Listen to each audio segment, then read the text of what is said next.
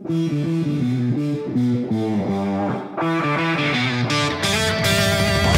there quickly. A great opportunity for himself. Stephen Quinn with the hat trick. Now Amino. And Amino finds the back of the net in his Illinois debut. His first career goal. Luke Corver with the goal. Thomas Colas, he's in. He shoots. Out in front. The captain is the savior again. Thomas Colas finds the back of the net. Going in. It's a goal. Joe Nolan puts the line up 2-1. Won't stop till we're legend.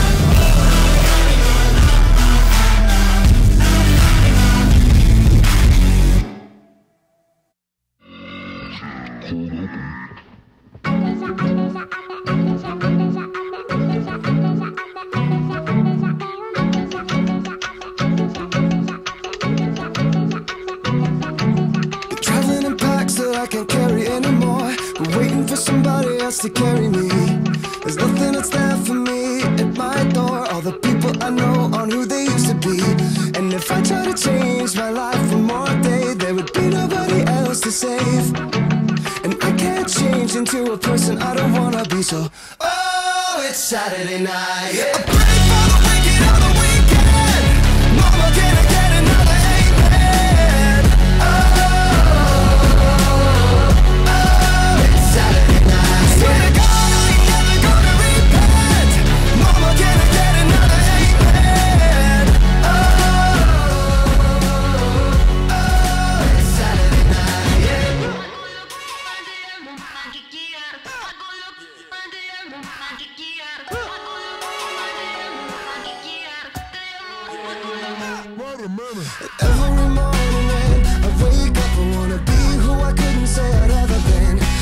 so much more than I ever was. If every night I go to sleep knowing that I give everything that I had to give, and it's all I could have asked for.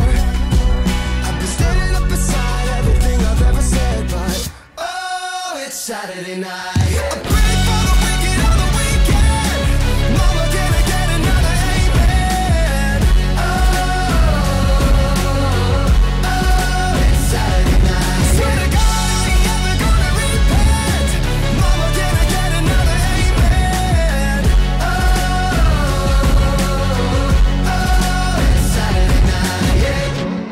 If I had one more day to wish, if I had one more day to be better than I could have ever been. If I had one more day to wish, if I had one more day, I could be better, but baby, oh, it's Saturday night. I'm ready for the wicked on the weekend. Mama, can I get another amen? Oh, it's Saturday night. Swear to God, I ain't never gonna repent. Mama, can I get another amen? Oh, it's Saturday night. Yeah. It's Saturday, Saturday, it's Saturday.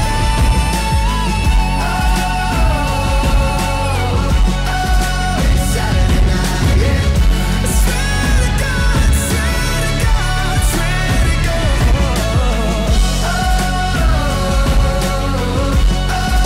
It's Saturday night. Yeah.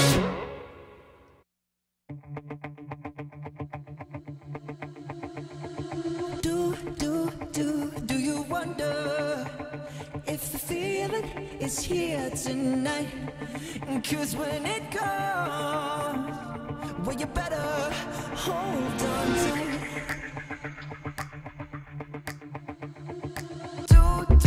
Do you hear the thunder?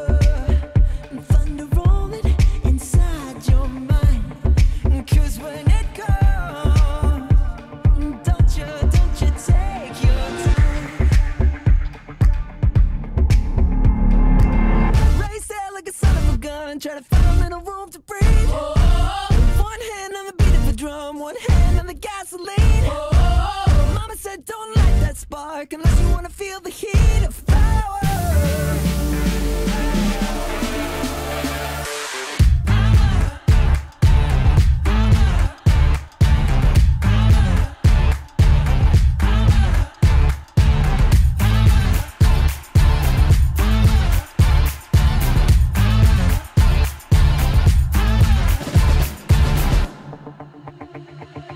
Ooh, I'm going under. I'm falling so spellbound. 'Cause when it comes, so heavy is it that wears the crown. Race there like a son of a gun, try to find a little room to breathe. One hand on the beat of the drum, one hand on the gasoline. Mama said don't light that spark unless you wanna feel the heat of power.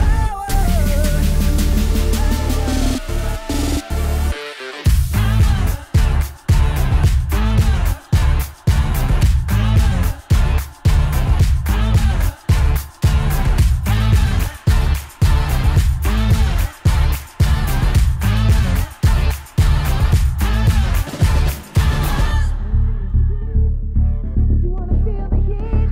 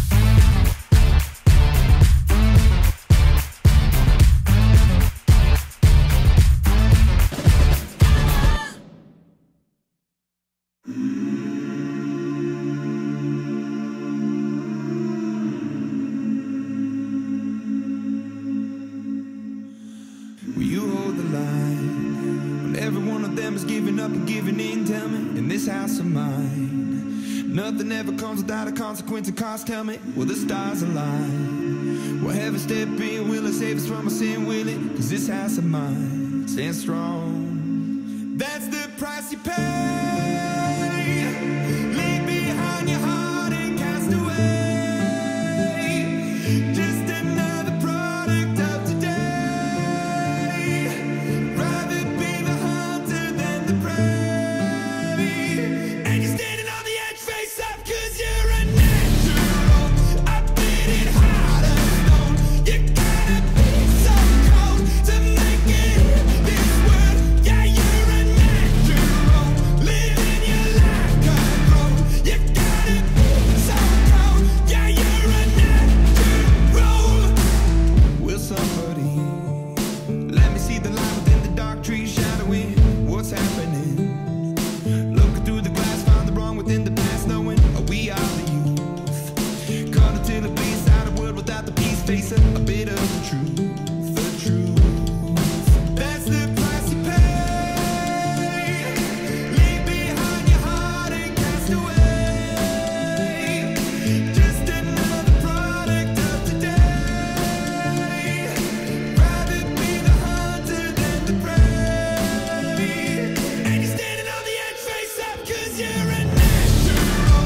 I've been it hard as stone. You gotta be so cold to make it in this world. Yeah, you're a natural. Living your life control.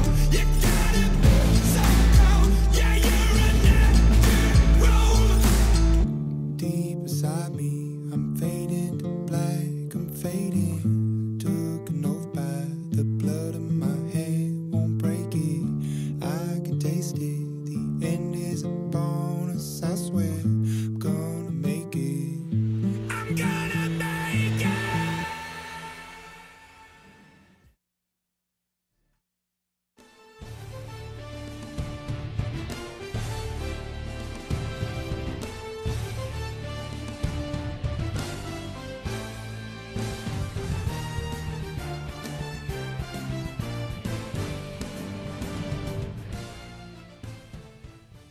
And welcome into the Big Pond for Saturday night edition of Illini Hockey, presented by YouTube. The Illinois Fighting Illini play host to the Minot State Groundhogs. That's a joke I'm going to make here during the pregame show because it's Groundhog Day.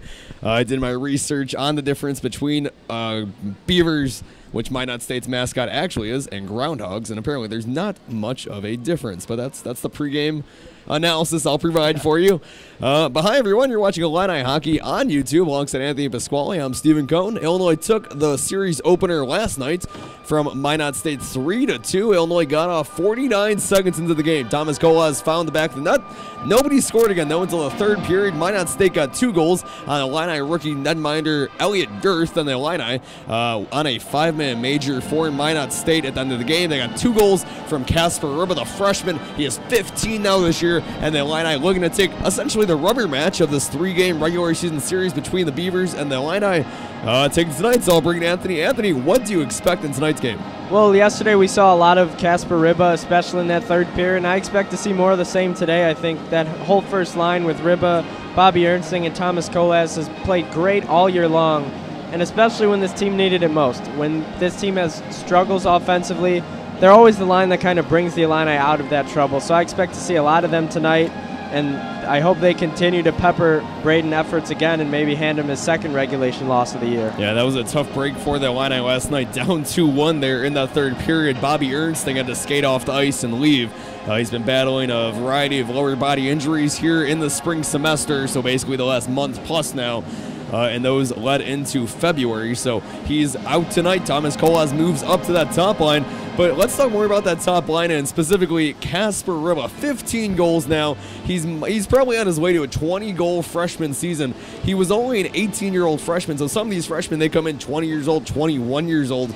He's a regular freshman, and he is lighting it up at this level of hockey. Yeah, he definitely could have played somewhere maybe a little bit better of a program compared to Illinois, maybe somebody that's actually a D1 school. But he came here, and he's performed absolutely magnificently for the Illini. He's been everything you could want from him and more. He's very quick. He has great vision in terms of passing, but he's also got one heck of a shot, and that shot has him at 15 goals, 4 more than the next closest Illini player. So Kacper's been outstanding all year long, and Nick Fabrini and all Illini fans are happy that he chose to come to Illinois. And what about the Illini, another rookie for the Illini, Elliot Girth, transferred from Parkland after spending last semester there, and now he's at Illinois. And he's basically started most of this spring semester, which I'm not sure any of us really expected. But he's now, him and Jake Barnard are in a nice little net-minding competition because they're both solid options. But right now it's Elliot Girth that Fabrini's going to ride with. Yeah, Elliot Girth has been that guy this whole second semester. He's he doesn't have the win-loss ratio that you would want from your number one goalie, but he definitely has the instincts of a number one goalie. He's always where he's supposed to be. He takes pucks off the chest, makes a lot of saves. And he doesn't get beat too often. And I really like Elliot Girth and everything he brings to the table, especially since, like you said, he transferred from Parkland. He is a freshman, so he will be in the system for a few more years as well. And I said I would show. We're all Team Zamboni now. Ori Benatar last night doing the color commentary. He got us all Team Zamboni, so we're going to show the Zamboni now in between those intermission breaks instead of going to the graphics that we have. Because, you know, why not watch the ice get cleaned? It's nicer that way. You're watching Illini hockey on YouTube. The Illini looking for the sweep over Minot State. They're the Beavers, not the Ground Dogs, but I thought it'd be funny just to see Ground Dogs on the screen. Of course, Puxatawny Phil out of Pennsylvania, he did not see his shadow. So no more winter's done. Spring is here, and that's good news, I guess, if that comes true. But for the Illini, in a similar sense, it is postseason time. Everything going forward, except for a series of games against Illinois State in 2 weeks, every game is tough, and the Illini need to bring their A game every night. What is the biggest key to that? Well, the biggest thing is you got to continue to build on the positives of each game, especially when you're getting into the stretch of the season, heading towards playoff time. You can't let the little negatives drag you down. You're not going to play perfect games every time you go out there. But what playoff teams do is build off of the things that went right and get better instead of fussing over the things that went wrong and ultimately not making any improvements. So if the Illini can continue to build on what's been working, keep riding that first line, they'll be a tough team to beat come playoff time. Now let's just look for a second at Minot State. This is a really good team. They hadn't lost before last night since October 27th. So that was about over 3 months. We were saying Lindenwood hadn't lost in a long time as they were undefeated a few weeks ago. Minot State, essentially, they hadn't lost many games yet this year. They lost 2 games to Iowa State last semester. Those were the last times they lost before last night. What do the Illini have to do to stop a very potent team, especially a great goaltender in Braden Efforts?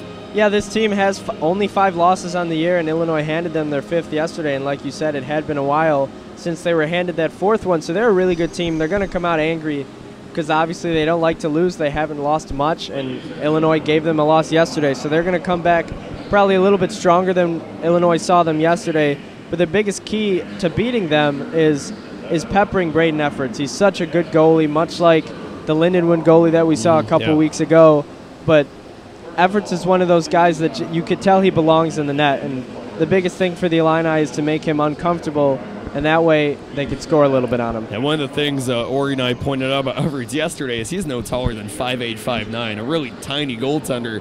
But, hey, that low body to the ground, he was doing a great job. So, hey, it worked last night. They only gave up the 1 goal basically through almost 3 periods because the Illini's 2 goals off Kacper Ryba came in the final 5 minutes of the game. So, one more thing. I remember what I was going to say. It took me a second there. So there's one Illini that we haven't really talked about much. We don't know much about him overall, though, but Nick Chirillo, he's been kind of a really solid piece here this semester that was added to the Illini's roster. He's been playing on the 3rd and 4th line, that 3rd line right winger tonight, and we've both been impressed by him overall.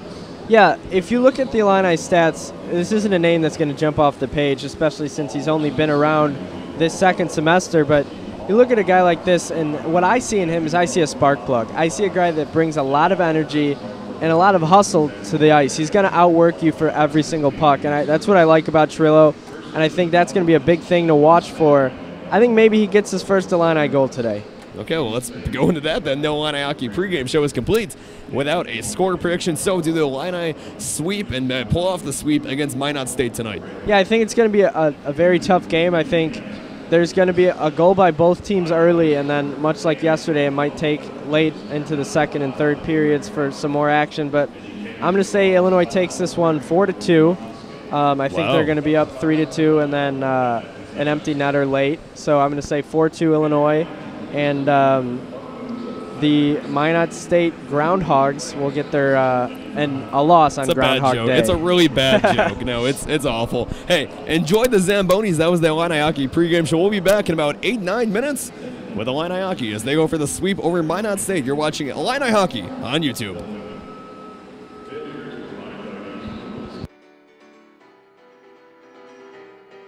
As a child, you would wait and watch from far away, but you always knew that you'd be the one to work while they all play. And you lay awake at night and scheme of all the things that you would change, but it was just a dream. Here we are, don't turn away. We are the warriors that built this town. Here we are, don't turn away now. We are the warriors that built this town. The time will come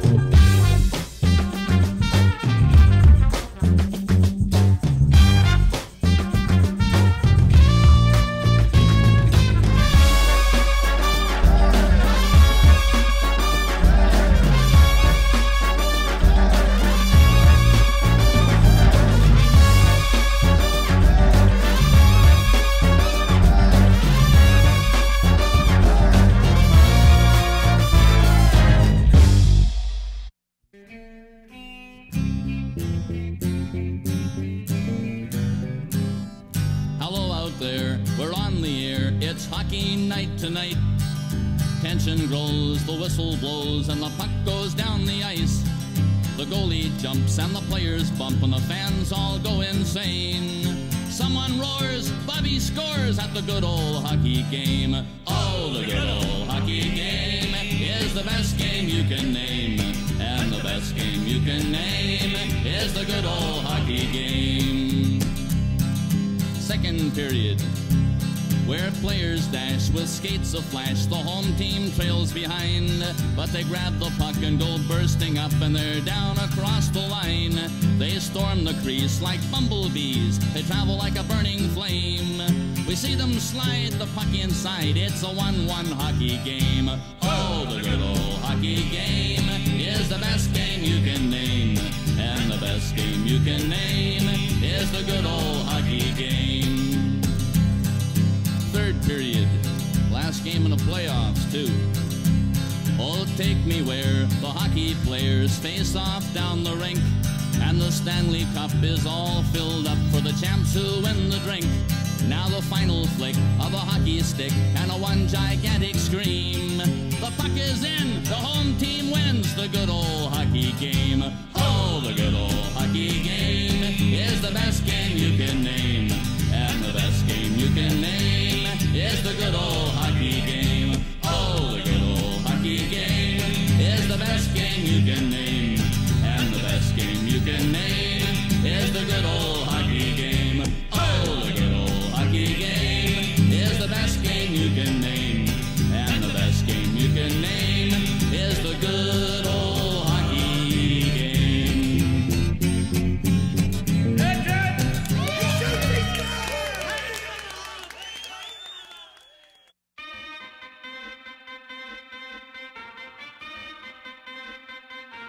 Turn it up!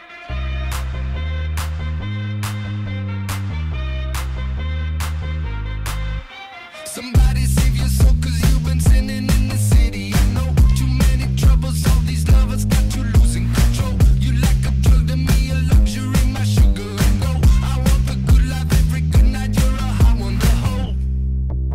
'Cause you don't even know I can make your hands clap. Said I can make your hands clap. Somebody save your soul, 'cause you've been sinning in the city. I know too many troubles, all these lovers got you losing control. You like a drug to me, a luxury, my sugar and gold. I want your sex and your affection when they're holding you close. 'Cause you don't even know I can make your hands clap. Said I can make your hands clap. Every night when the stars come out, am I the only living soul around? Need to believe you could hold me down, 'cause I'm in need of something good right now. We could be screaming till the sun comes out, and when we wake we be the only sound. Get on my knees and say your friend change round. I can make your hands clap.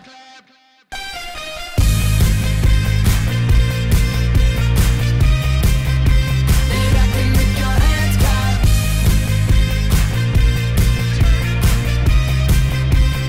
I can make your hands clap. My fish is searching for you, was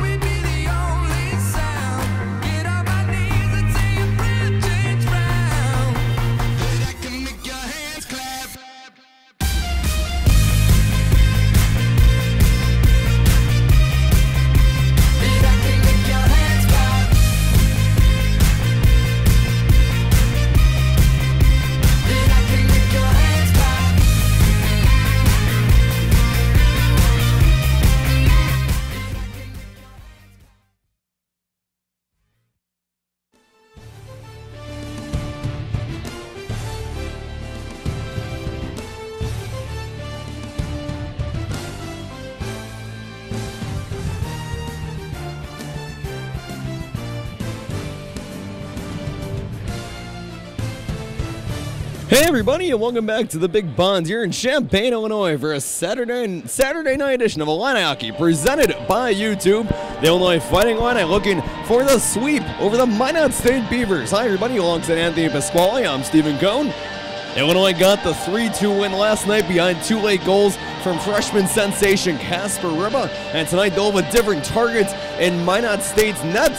That is Joshua Bykowski. Bykowski enters tonight's game. It's his 10th appearance of the season. He's 4-2-1, 1 shutout. We said Braden Efforts was good. He was great last night. Bykowski, the stats almost comparable. 1.76 goals allowed against, 92.8% save percentage. Good goaltender. He's a great goaltender, but he's definitely going to show some more vulnerabilities to the Illini than Efforts did.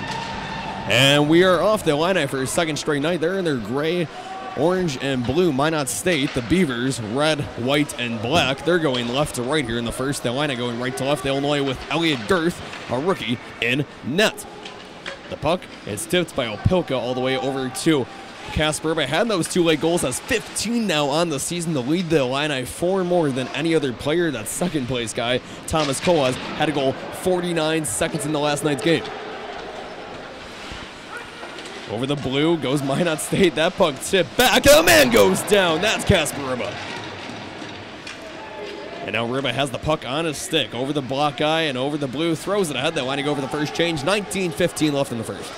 Yeah, not a whole lot going on so far. Ryba tried to throw his body on a man, but ended up taking the brunt. A slap shot in front, deflected, but it came from Jack Graham. This one, that's Connor Navrat, and a pad save from Girth. 1 save down. It's again that confidence early for someone like Elliot Girth. Yeah, definitely. Younger players need to build up their confidence throughout the game, and getting that first save is huge for a goaltender. Once again, if you're just joining us, this is Illini hockey icing there on the Beavers. So the Illini will have an offensive zone draw coming. I'll get it. It was a great game last night. You know, I got a little excited. So I have to tone it down now. A 0-0 game, 18:43 left. Illini hockey on YouTube. Minot State, the Beavers hailing from Minot, North Dakota, ranked number 11 right now in the ACHA polls. The Illini number 12. If Illinois sweeps them, expect that to at least flip come next week. Against the boards, Nick Chirillo. We talked about him earlier in the pregame show. Like what he's been doing overall as a rookie, new to the team this semester. Stephen Quinn tips it toward the end boards, back to Chance Holmgren, a junior. Now Chirillo, the line working on that far side. Yeah, it looks like they're going to be trying to stay in that far side and look towards the center for a centering pass to maybe get a slap shot in early. It might not stay last night. I was talking to some of the guys before the game. It was a tough ice surface for them to play on because they never seen anything this big. And so that was an adjustment period for them. But it seemed a little more comfortable tonight, if anything. Yeah, and it's definitely something you need to get used to. Definitely, this is a bigger rink than they've played at, and that's the home field advantage that the Illini kind of have. Mark Cantati threw down his man. That was number 14, Adam Wowrick. And now, gain the zone are the Beavers. It was Lipinski, Kyle Lipinski. He was a factor in offense last night, especially in their 2 goals. And wow, an aggressive play from Joshua Bykowski early on, going behind his own net. Yeah, I think that's the biggest things you see between different goalies is how aggressive they are in terms of coming out of their nets. And Braden Efforts, he was just solid last night, all night. So wasn't something we're going to leave that much. That shot wide meets the glass and into the netting, right in front of Elliot Girth. 17-14 left, no score here in Champaign. Yeah, after that shot, you saw a little bit of frustration from Dylan Johnson. He had a better look than that shot looked like. He ended up getting the puck kind of alone in front of Girth and put it off the netting. He was obviously upset with that result. It's Groundhog Day if you're joining us. The Beavers and Groundhogs, they're almost the same animal. So that's kind of cool. So in the pregame show, they were the Minot State Groundhogs. Now they're the Beavers again. The Beavers in their offensive zone behind their own net. Number 12, Blake Fournier. Going for the shot, spinning shot, and now it's on the near side. At the half boards, thrown to the corner. Now it's a centering pass, and that was too far. Minot State keeps it in their own zone and tipped ahead. Thomas Kolas had that early goal in the first period last night. The only score for either team the first 2 periods. Trying to weave through a set of Minot State defenders. Couldn't get their far side half boards. Kolas in front and a save by Bykowski. His first real save of the night. 16:40 left. And you kind of mentioned that Illini have to find ways to pepper him, make him feel a little nervous here on this big ice surface.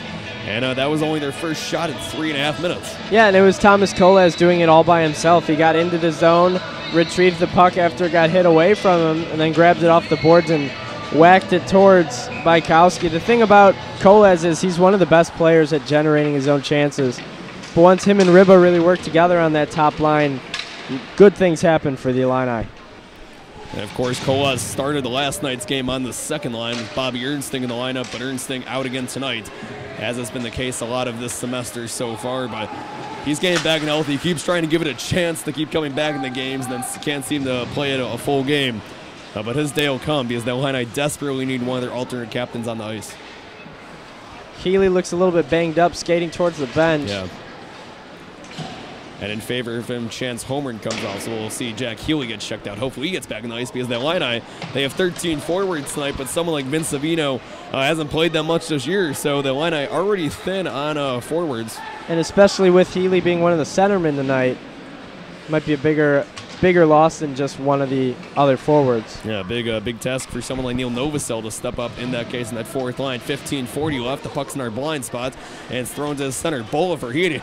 Every time he got the puck last night, he seemed to be taking his own shots.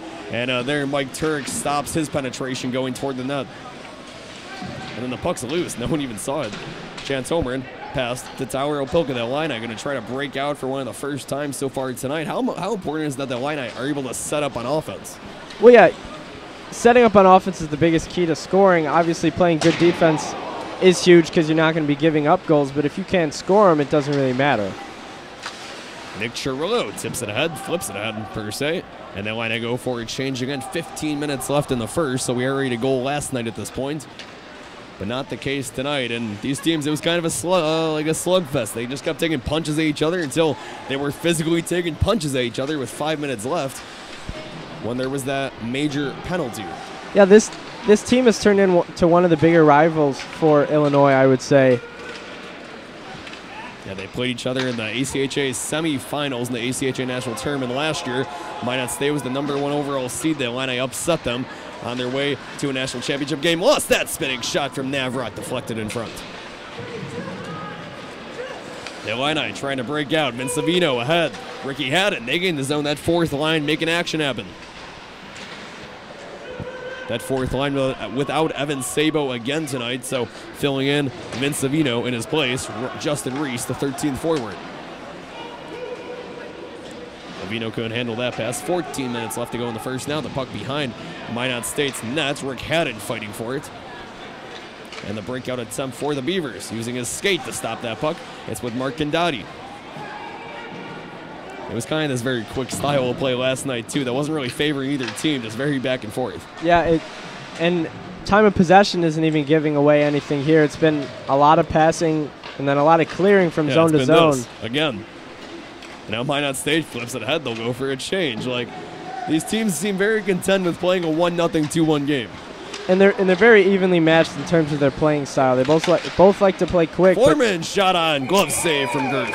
Back to what I was saying, they both like to play quick, but they also play a very physical game if they have to. But if you're looking for one thing that's going to separate these two teams, it's going to be the contributions from the third and fourth lines. You look at both of these teams, and what makes the most complete hockey team is contributions from all over, especially those third and fourth lines. So keep an eye on the third and fourth lines tonight to make a difference in terms of who's going to get the W in today's game. Pass to Wowrick. Back to Reese Foreman, and Foreman the shot in front. Another glove save from Elliot Girth. Let's talk a bit about him. He's been solid so far again tonight. He was great last night. He's kind of improving now, and as he's into his second month with the Illini. Yeah, and one of the best things about Elliot Girth, I would say, is he doesn't seem to be fazed by bodies in front of him. Obviously, goaltenders like to have a clear view at the puck coming to them, but he doesn't seem to panic at all behind the net, and I think that composure is something you don't usually see from rookie goaltenders. Illinois won a lot of face-offs last night. That was the case right there. 13 minutes left to go in the first, and Bykowski going to jump on that one. That was not the original case that he wanted to do as he freezes that puck. So the Illini with a chance on the offensive zone draw now, and one of their best facets of their team's game is their ability to win those draws. And so Bykowski has to realize shouldn't freeze many pucks. Yeah, and taking this draw is going to be Jack Healy. It's good to see him back on the ice. whatever injury he may have suffered seems to be behind him now. Just banged up. It's been a physical series. Minot State's a very physical team, but there weren't many penalties last night through the first 2 periods. Just a pair of coincidental minors that were both essentially for fighting. Joe Nolan going toward the left, pass back to Drew Richter. Richter at the points. Richter stops, shoots, and meets the boards. Back near side half boards now. And Minot State has it, number 59, Kyle Lipinski. Lipinski, 6 points this year, all on assists. Yeah, that was good vision by Richter on his shot. He knew the top shelf was going to be open. He just couldn't quite get it there. Fournier used the glass for that pass. Now it's at the Jack Graham. Graham trying to get it into the Illini's offensive zone. It goes to Stephen Quinn. He gains the zone, going down the left side. Quinn toward the corner. Goal line pass, the shot, and the save. What a shot from Stephen Quinn. How do you even get that one close to Bykowski? Yeah, really good shot there by Stephen Quinn. And I think that just comes from a veteran knowing that throwing the puck on net makes good things happen. Whether or not it's considered a high-quality shot, just throwing pucks at the goaltender, making him make saves is the biggest key to, because the more saves he makes, it's more likely that the next one's going to go in. Chance Homer, Dylan Gatos on the draw. It's won by Homer, but the Minot State Beavers come away with it. Cody Longy going on the right side toward the end boards. Skating behind, wraparound opportunity to the left point. That pass, shot in front, pad save from Girth. Back to Shane Seshchuk. He had the second goal, the go-ahead goal at the time for Minot State, but that didn't stand because of 2 goals from Kacper Ryba. Mike Turek, the Woodbridge native, a senior. He's played more recently in the last month after suffering an exhibition injury against the Springfield Junior Blues back in September. So he's back, the top defensive pairing with Tyler Opilka. So that's the most veteran group you'll have on the Illini on the ice. Tyler Opilka, Mike Turek. Dylan Gatos, a non-factor last night's game, and it's off Girth. Girth is really good with that right pad and that left pad too. He's able to control his rebounds and put them behind the net, which is a big key to his success as a goaltender.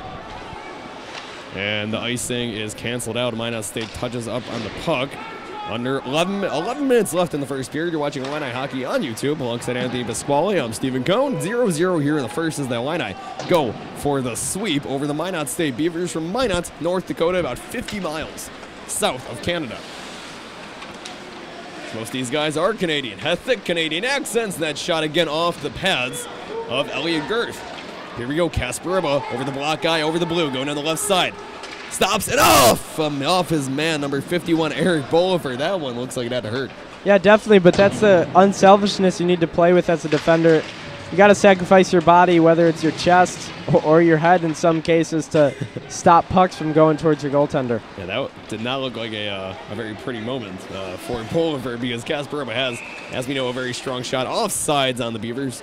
10-12 left to go. We're halfway through the first period. What are your opening thoughts? Because neither team has really settled in yet, it feels, and there hasn't been many shots overall. Yeah, we've seen a lot of nothing so far. We've seen a lot of skating and a lot of loose pucks, but we haven't seen too much offense and not that much defense either. It's just been a lot of loose pucks in the neutral zone. I think that's definitely going to change as both teams kind of settle into their game plans and strategies early on in this one, but so far we haven't seen much.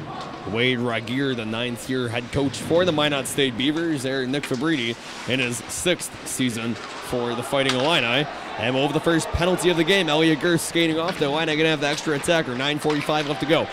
Joe Nolan, the 6th-deckers on the ice. That's John Moskalik. Now with Jack Graham, back to Nolan. Moskalik, goal line pass. The shot from Kacper Ryba, and go off the top crossbar. Kacper Ryba so close to his 3rd consecutive goal for the Illini.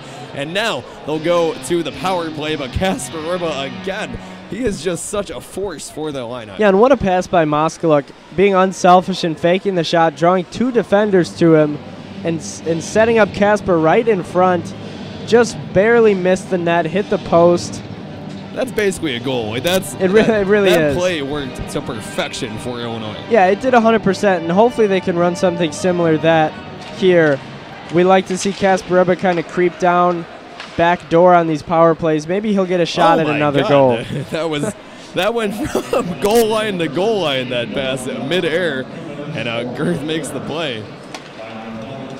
And And that's where you see John Moskowik, how important he is to this Illini team. Such a great passer and just a contributor also. But he's also scored a lot of goals this year. Yeah, he's got 10 goals and 5 assists this season. You'd think he had more assists with how good of a passer he is, but he's done a lot of pass to assists this year as well, I would say. Joe Nolan at the blue line. Back to Ernsting. Ernsting to Nolan. A minute 20 left in the minor. Keep an eye on Ernsting trying to get it to Ryba. Here it is. Here we go. Ryba! And the shot off the net. Shot back in front and chance for Minot State to clear. It's ahead. The Seshchuk Cole just knock it all the way down. Minot State goes for a change. Dylan Johnson's in the box for 2 minutes. One more minute now. 8:35 left to go in the first. That's exactly what they tried to do on that power play. Isolate Kacper Ryba, get him alone in back door and try to set up a cross-ice pass to him so he can find some open net. Almost had the one-timer fall through the net, too. Near side, Drew Richter gains his own going down the left side. Richter into the corner, circles back. 40 seconds left on that line as power play. Opilka back to neutral ice. The line have to reset. They haven't got many shots, though, on this power play. They had the one shot on the man advantage. Now one shot on the power play as well. Cross-ice pass. Richter back to Opilka. Opilka at the point. Shot on. Oh, and Richter had that weak side open if he was able to get his stick on fast enough. Yeah, Opilka's shot never really got through. Almost set up Richter really nicely, but unfortunately couldn't get a handle on the puck. And that's going to use the boards. The Beavers, I almost said the Jimmies. The Jimmies and Beavers play 9 times this season because Minot State, Jamestown very close to each other. More than that is 5 seconds left on the power play for the Illini. And maybe one more shot, but we're back to even strength now as Opilka to Colas. Colas the left circle. So, trying to get past, and his shot meets the glass. So 5-on-5 hockey. Not a wonderful as that is all the way against the brick wall here at the Big Buns. It wasn't a great power play, but they had a few shots. Yeah, they did, and they were able to keep the Beavers on their toes a little bit. If you know what I mean, they're in the. Do Beavers have toes? Yeah, on their tails, I guess you could say. But essentially, that power play really, aside from the fact that they didn't score, kind of got the offense clicking a little bit, and that's something that the Illini will hope to build on in the coming minutes. Yeah, I think they found a way to attack it, just more passing and try to create that misdirection against Minot State because they're struggling right now to get anything basically on the rush. Yeah, and it's passes that go from stick to stick, not ones that fall off the stick that you lose. A chance for Vince Savino. It's tipped all the way down. 7 minutes left. The Illini go for another change.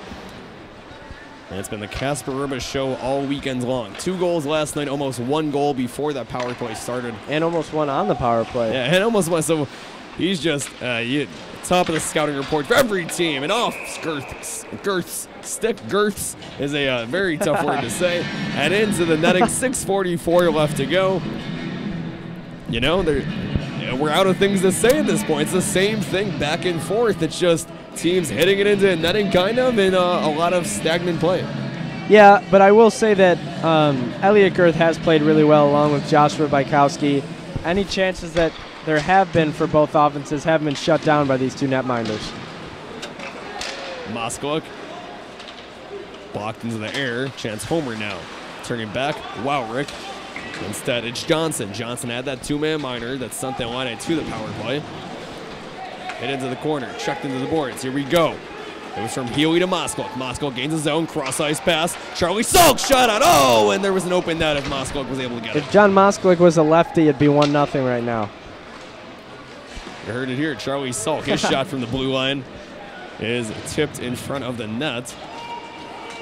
And Johnson and Salk going to have a little race for the puck. Salk going around his own net. Turns back. Pass to Bobby Ernstein, the captain of this Illini team. Colas to Ryba. Back to Ernstein. Ernstein going down the slot.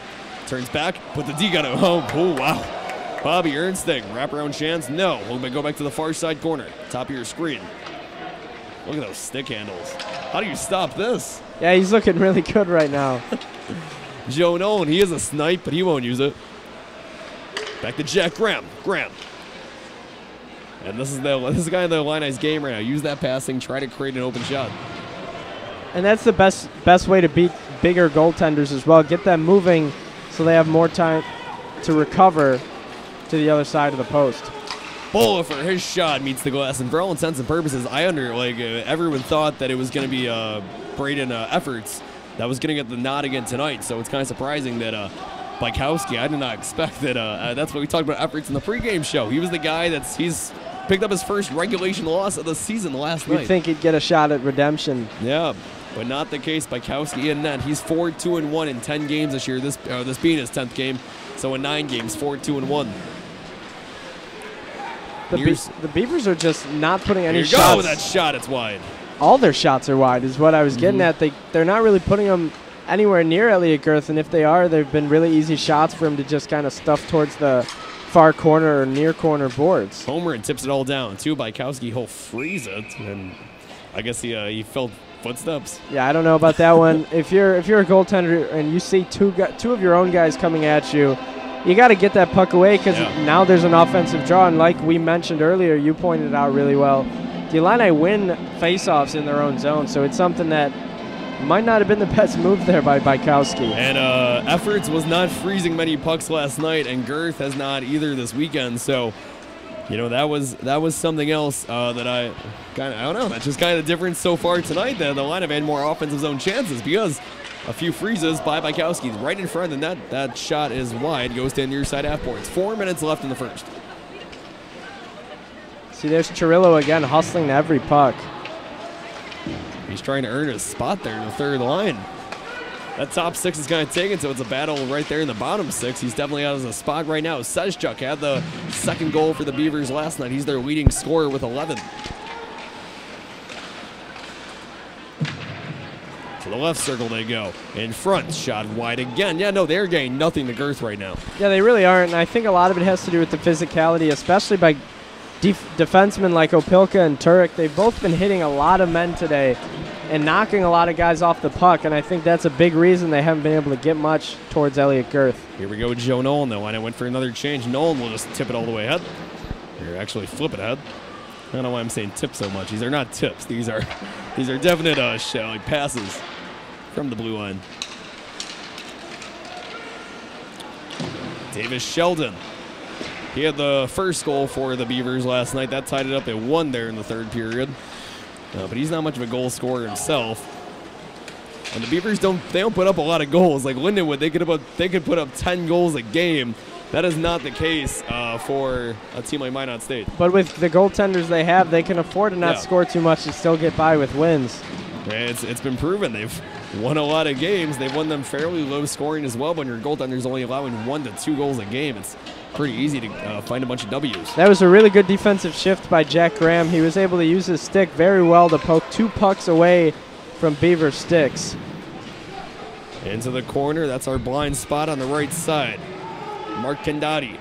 Kendati ahead to Haddon over to Novacell. Novacell gains his own, going down the center, dropped out for Haddon. Haddon shoots and meets the boards.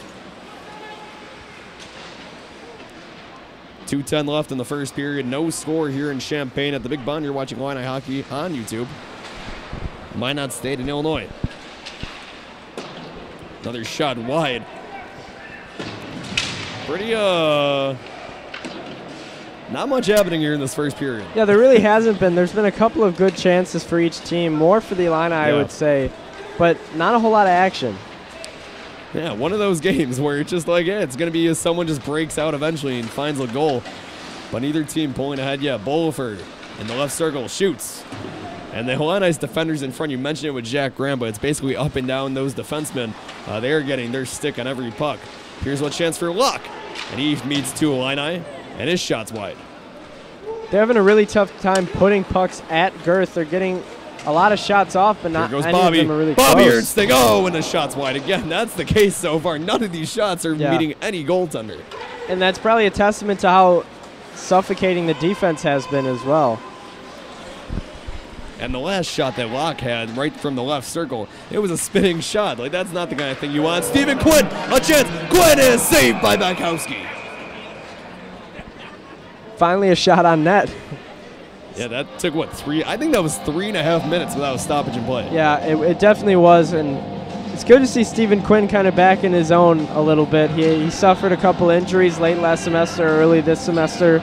Still stands as the Illini's second leading goal scorer. Amazing. Truly an amazing statistic because that was unheard of the past 2 years. 11 goals and 10 assists for Stephen Quinn. Really great season. Yeah, an excellent senior campaign for the guy with a very similar name to myself. Yeah. I have a friend named Kevin who comes to the games just because there's another Quinn on the team because his name's Kevin Quinn. He should buy a jersey. You can buy the Heritage. I'm not trying to do advertising, but you can buy the Heritage jerseys online. There's a link on the website. Chance Homer, Deeks past the man. Toward the blue line, now toward the left. Homer circles back. Centering pass, Stephen Quinn. Quinn in front and a save by a defenseman. 18 seconds left in the first. This is probably going to be the last draw. If you're the Illini, you want to come out and attack this one. Try to get at least one more shot. Maybe try a stretch pass. Otherwise, just hold it until. Yeah, that's going. I don't think you want to risk a turnover in this case. It's Joe Nolan's going to hold the puck for 14 seconds. That sequence kind of describes the first period of this game. Not too exciting overall. Yeah. But neither team, they both look good. Yeah, I agree. I think both teams have been playing well. They just haven't played exactly how they wanted to, especially no goals scored. I think goaltenders have played well, but they haven't really been tested too much. I think the second period is going to come down to who can test the opponent's goaltender the most. How about that? You having fun yet? 0-0 after one period. It's been a low-scoring weekend overall. The Illini, Minot State. You're watching Illini Hockey on YouTube. First period intermission report coming up next. We'll be right back.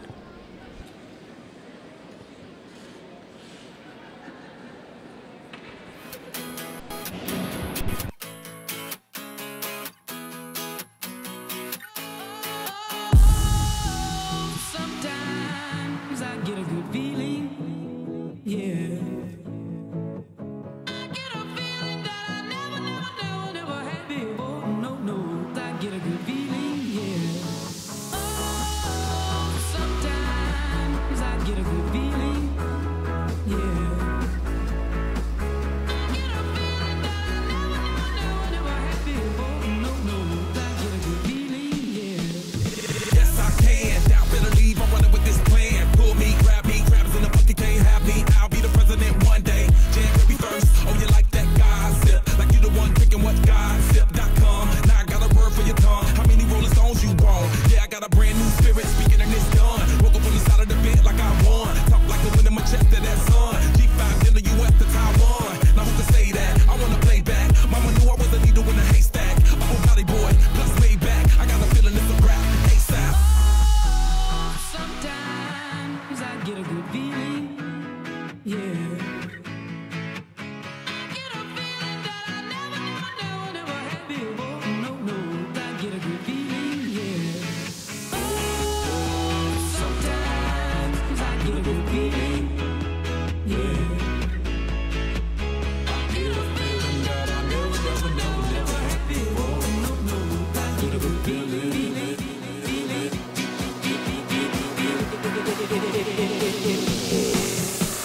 The mountain top, walk on water. I got power, feel so royal. 1 second, I'ma strike for you. Diamond, platinum, no more for you.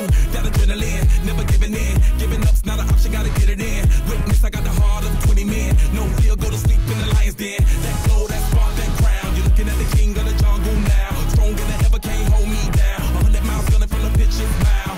Straight gang face, it's gang day. See me running through the crowd full of melee. No trick plays, I'm Bill Gates. Take a genius to understand me. Sometimes I get a good feeling, yeah. I get a feeling that I never had before. No, I get a good feeling, yeah. Oh, sometimes I get a good feeling, yeah.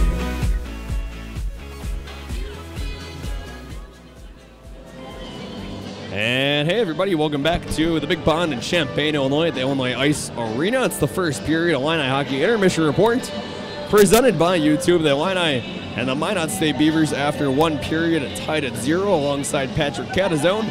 I'm Stephen Cohn. In the second period, it will be Anthony Pasquale doing the play-by-play, Patrick doing the color here in the Saturday second period switcheroo. Oh, yeah. So you got a taste of what Illini hockey is going to be like through 2022. Yep, that's a weird number to think of. It is. That's not a year. I mean, that's a completely new decade. The 20s hopefully will belong to the Illini. No, that's there you go. Hopefully it belongs to Illini hockey. Now, right. Before we start talking about the game, It's Groundhog Day. They're playing the Beavers. What'd you do to celebrate Groundhog Day? Oh man, I scrolled through Twitter and saw plenty of groundhog memes. That's how I celebrated. I didn't know today. there were groundhog memes. Well, it's the Groundhog Day movie, you know, with Bill Murray. No, I'm so very there's familiar. plenty of those today, and yeah. Well, also, Great day. before we talk about the game, special shout out to Blake Novosel, Neil Novosel's brother. He's recovering in the hospital right now. So we all love you, Blake. I hope you get better soon, and hopefully maybe Neil Novosel scores a goal. Neil has a few so far this year. The second-year D1 player, third-year junior with the program, but second year on the Division I team. Hopefully he scores for you, and the Illini end up with a sweep over at the number 11 team in the country, but they're not there yet because it's 0-0. So what's it going to take to get that goal and find a way to win this game? Yeah, well, obviously you saw some last-minute heroics from Kacper Ryba. Hopefully we don't have to come to that tonight. Obviously, again, it seems like we keep on running into those slow starts. So, you know, try and do the exact opposite of that, I guess, right? In the start of the second period, get off to a hot start. Try and look towards some of the wings. It seems like a little bit of the center of the ice has been open. So there's opportunities for the Illini to score. It doesn't seem like Minot State's playing as physical as they were last night as well. So and you were here last night, so you got to see the other goaltender, Braden Efforts. Tonight, Joshua Bykowski's in net. You see any differences so far? So I know he's obviously a bigger goaltender tonight, but how can the Illini attack that? Because they were struggling too against Efforts in moments last night. Yeah, I felt like last night too. There was times when they just kind of passed up on open shots. They didn't take the risk. Honestly, it seems like a little bit slower goaltender tonight. So those cross ice passes are going to be really important, and trying to take a shot right off those, see if they can score off those. And not many shots, as Anthony and I talked about, were even meeting the netminders in that first period. But when Elliot Girth got a few chances, he made some nice saves again. And he keeps getting better and better and better. And that's a scary thought if you're any other team that's not the Illini, because the Illinois might have a really dangerous goaltender on his hands. Yeah, absolutely. Down the stretch, too, you think playoffs coming up. We're really excited to have Girth on our team. And great difference, mostly with the glove. The glove hand has been fantastic. We saw a couple of them tonight. But just want to shout that out specifically. It's really been great from Girth this year, so excited to see that. And look at the Zamboni. Look how smooth it is as it goes across the ice. Oh, it's a beautiful sight. I wish I could get out there right now, honestly. Like, I graduate in 3 months, and I'd like to ride the Zamboni. I just don't know how to make it happen. We'll have to figure that Like, out. Who do I talk to? I don't know, but I feel like now you have to do it. No, I know I have to do it, but I just this is gonna get done by the end of the year. And there's only a few more weekends. Like, I could always call. Like, they're always doing the Zamboni because they have skating classes and stuff like that. But like, I wanna ride it during a game. I don't know. I mean, we're gonna get that. That's gonna happen. I would run it into the glass. I would most definitely run it into the boards and put a hole in the big pond. I was thinking maybe we should put you right at the edge of it. Oh. Crisscross applesauce. Wow. Riding the Zamboni. You just like pronounce Zamboni. That was a lot of emphasis on the That knee. was. Hey, that's how they do it in the song, so that's how I decided to do it. What song? Is there a Zamboni song? Yeah, I want to ride the Zamboni. That's the Zamboni song. I'll add that to the to the pregame mix of music that we play. I hear it every week when I come here, so. Oh, I'm not paying attention. Oh, do you not listen to the music here? No, Rise Against. I try not to. The White Stripes. It's been 4 years of the same songs. I'm trying to move past it at some point. But, you know, you're watching the Illini Hockey Intermission Report presented by YouTube. The Illini and the Beavers tied at 0 after 1 period. You know, there's not much to talk about. It wasn't a very exciting first period. It wasn't eventful, and honestly, I think the Illini kind of get themselves caught up in some of these periods where they just they don't have any great plays that really electrify the offense. And defense has been, credit the defense. They've been really good this year. I feel like the combinations that Fabrini's put out in 2019 really make a difference. Yeah, and my good thing that I'll take away from that first period is, like, the offense was fine. But when they do have those periods, especially on Saturdays, they find themselves down 1-2 goals after a period, and suddenly you're in a fairly big hole. Tonight, that's not the case. I feel like they should be pretty lucky that's a 0-0 game, and Minot State didn't capitalize on any of the Illini's lapses. Yeah, absolutely, and it kind of felt a little bit like that last night, but you know, the third period push from Minot State, and I feel like we should note this too, that they got way better as the game went on. They got more physical in the second and third period last night. So and you expect the same tonight? Yeah, no, exactly. Like, and there was only the one penalty in that first period. It was on Johnson, and it wasn't a very physical penalty. I think it was hooking. But then, like, the Illini had no penalties, and like until the third period last night, it has not been a physical series, and it has continued so far tonight. Yeah, and you think too, based on last night with those last-minute heroics, basically happened because of a terrible penalty. So you know, the Illini really have to step it up tonight. It was a good call. It was a good call. It was a bad penalty to take for Bechtold because he was fighting the Illini's bench. Yeah, I mean, other than the fact that it was like 12 guys against one. I mean, a 5-minute major is just a killer with 5 minutes left down, you know, with the Illini down by one. No, that was just a terrible penalty to take. You cannot take that. That was, if you're Minot State, that was pretty inexcusable, and that's why you had a chance. You're probably going to win that game because the Illini probably weren't going to score again with the way their offense was rolling at the 5-on-5. Yeah, absolutely. So look to one of those players to really electrify the offense in this third period, and hopefully maybe get a couple of goals from Ryba tonight. Okay, well now here we go. What's going to happen here in the second period? Anyone going to score? I don't think so personally. I think we go to a 0-0 third period, but you might differ. I think so too, but that being said, I mean, watch out for the captain and the assistant captain, Forfar and Ernstein. See if they can come out and well, Forfar's not here, you know? Oh, yeah. Wait, I got it. So this is sorry. I just want to point out, this is the issue when we show the Zamboni nope, that's the wrong graphic.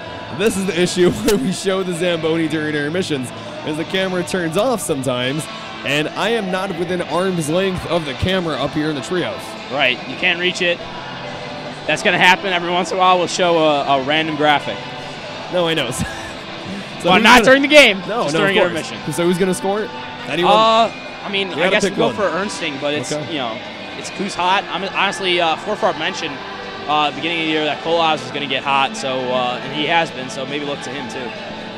Hey, it says in the hockey song, Bobby scores. Bobby not with them any goals yet this year for the Illini. Maybe he strikes in the second. The Illini and the Beavers tied at 0 after 1. Second period coming up. You're watching Illini hockey on YouTube.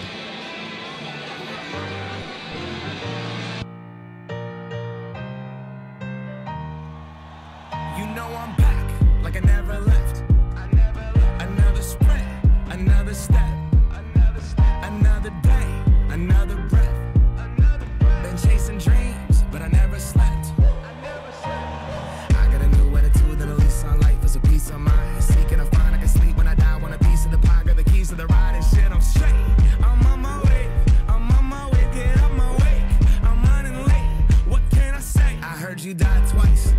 Once when they bury you in the grave, and the second time is the last time that somebody mentions your name. So when I leave here on this earth, did I take more than I gave? Did I look out for the people, or did I do it all for fame? Legend is Exodus, searching for euphoria, judging through the mud to find the present, no ignoring us. Got 20,000 deep up in the street like we some warriors. My mama told me never bow your head. Whoa. I feel glorious, glorious. Got a chance to start again. I was born for this, born for this. It's who I am, not gonna forget.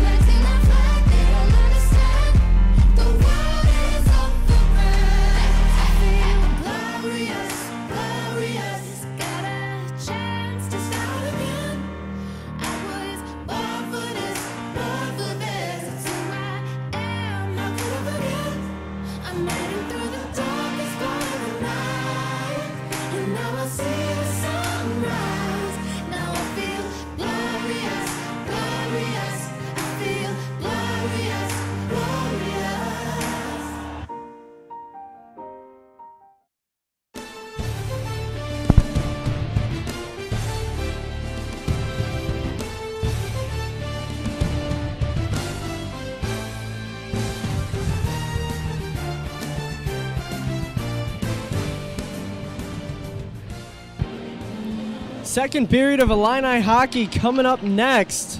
We are about a minute away from action here. It's the Saturday switcheroo. Now it's Patrick Catazone alongside myself, and we're here for period 2 of Illini hockey. Patrick, what do you expect? The first period was very slow, and the Illini are looking for a sweep here, so what do they need to do to set them up in good shape in period 2? Get off to a quick start. Obviously, I think both of us think that this game is going to continue the way it is, a little bit slower. So if the Illini could get off to a quick start in the second period and then coast the rest of the period, I think they should be putting themselves in a good position for the third period. Yeah, much like they did yesterday, an opening goal in the first period from Thomas Kolas came quick. Something like that might be a good sign here, right? Yeah, absolutely. Honestly, last night was a great game in terms of getting ahead early and keeping the lead for as long as you possibly can. It came down really to those last couple minutes, and a couple of late third period goals helped Minot State get back into it, but some heroics by Kacper Ryba really pushed them over the edge. And it's Groundhog Day, and like Steven said, the Beavers are very close relatives of the Groundhogs. What do you think the Illini need to do to stop the bad mojo? Yeah, it's bad mojo tonight playing the Beavers. Yeah, like I said, play fast and go out hunting, I guess, right? Yeah, that's the only way you stop a... Put the groundhog in its burrow. Yeah, there you go. But the Minot State Beavers are from North Dakota, not Pennsylvania, like Puxatawny Phil. And we're off here in the second period. Both teams switching sides, Illini going left to right, and the Minot State Beavers going from right to left. Currently, the Beavers have it in their zone. And a shot towards Elliot Girth is shoved aside. Here comes Thomas Kolas in line 1 with Ernsting and Ryba. Ernsting's over the blue line on the near side. Drops it back for Kolas. He can't grab it, but Mike Turek does, sends it towards the net. But it doesn't get through. Kacper Ryba falls to the ice as Bobby Ernsting retrieves the puck. And coming back down the other way is Minot State. This time it's number 51, Eric Bolifer. Driving right towards the net, doesn't get a shot off. And it's in the near side corner. Yeah, nice the stick save there from Girth. And it's Gatos with it now, but he loses it. And here comes Opilka. Quick down the lane. He's got Moskalik to his left. Tries to get it to him on a centering pass, but he can't do anything with it. And Bykowski is yet to be tested here in period number 2. Yeah, Moskalik's had a quiet weekend. See if he could wake up and score a couple goals for the Illini. Jack Graham sends it up ahead for Moskalik, who touches it to Healy. In the zone, Healy comes, gets that one hit off his stick, and Richter with a shot at an open net. Couldn't quite get a handle on the puck. Joe Nolan sends that one towards the net. Took a crazy carom off the back. But nothing does for the Illini.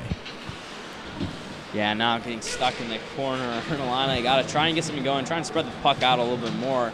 Not get stuck with 3 guys on the right side. Richter comes away with it, but it gets taken away by Rhett Lowe. And it's retrieved by Joe Nolan. Nolan sends it back to Graham, over to Moskalik, and he'll take it over the blue line himself. Driving towards the net, sends one, gobbled up there by Bykowski. Good save by him.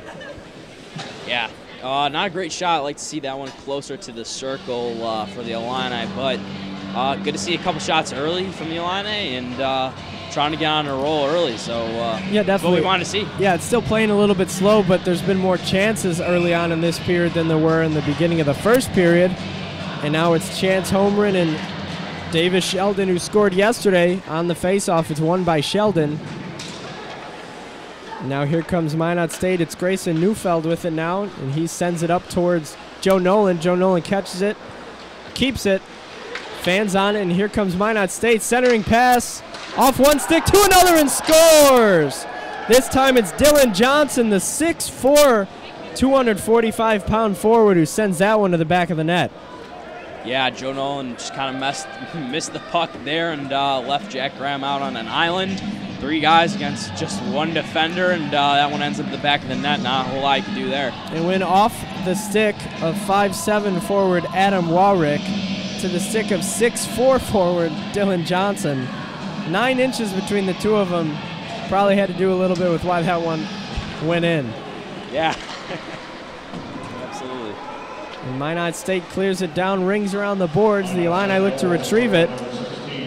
A quick start was for one team, not the Illini. Minot State Beavers were the ones that get it going early. Here in period number 2, 17 and a half left. It's 1-0 Beavers. Here's Charlie Salk. Sends that one up ahead. Chasing after it is Ricky Hatton, but he's not going to get it. Instead, it's going to be number 51, Eric Bolifer, who retrieves it for the Beavers. Playing a little cat and mouse with Hatton behind the net. And he waits for Blake Fournier to take it away. Yeah, we definitely looking to not have those early goals from the Minot State Beavers. Hopefully to coast instead. Illini are going to have to catch up. And that's Neil Novosel, who just gave it to Charlie Salk. And now we've got Candotti in the zone. Neil Novosel's brother is watching. Thanks for tuning in, Blake. Hope everything's going well. Turek sends that over to Ernsting. And Bobby Ernsting, the captain, sends it ahead to Ryba, but Ryba can't quite get a handle on it. He'll raise Bolifer towards the puck, and Bolifer will grab it. Taken away by Ryba. He's got someone backdoor, but Bolifer takes it away from him. And back up the wing is Bolifer.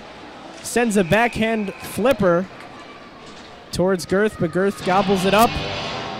16 minutes and 11 seconds left in the second period. You're watching Illini Hockey on YouTube. My name's Anthony Pasquale alongside Patrick Catazone. And Patrick, what did Illini need to do to get something going? Yeah, it's hard to find. We saw a couple of shots early that were good, trying to work the puck more towards the center of the ice, trying to get shots around there instead of taking them wide out towards the board. Hopefully we can get some of these guys who have been pretty quiet in 2019 and this weekend, see if Moskala can score or Ernsting. Rhett Lowe gets kicked out of the centerman circle there. And our blind spot is where the puck is. Floats away. Richter takes it, and he's on the offensive break. Gets it to Moskaluk. Flips it towards Richter, streaking past the near side. Trying for a wraparound attempt. Loses the puck. And it'll be Minot State that tries to recover it. It's Neufeld with it. And Healy takes it away, but is offsides. John Moskaluk did not retouch.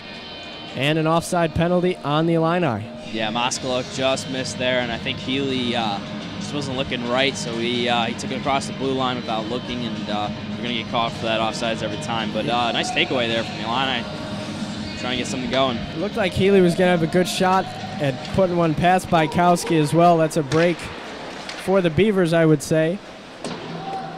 Girth is going to cover that one up, and a face-off in the offensive zone for the Beavers coming up. Nice freeze there from Girth.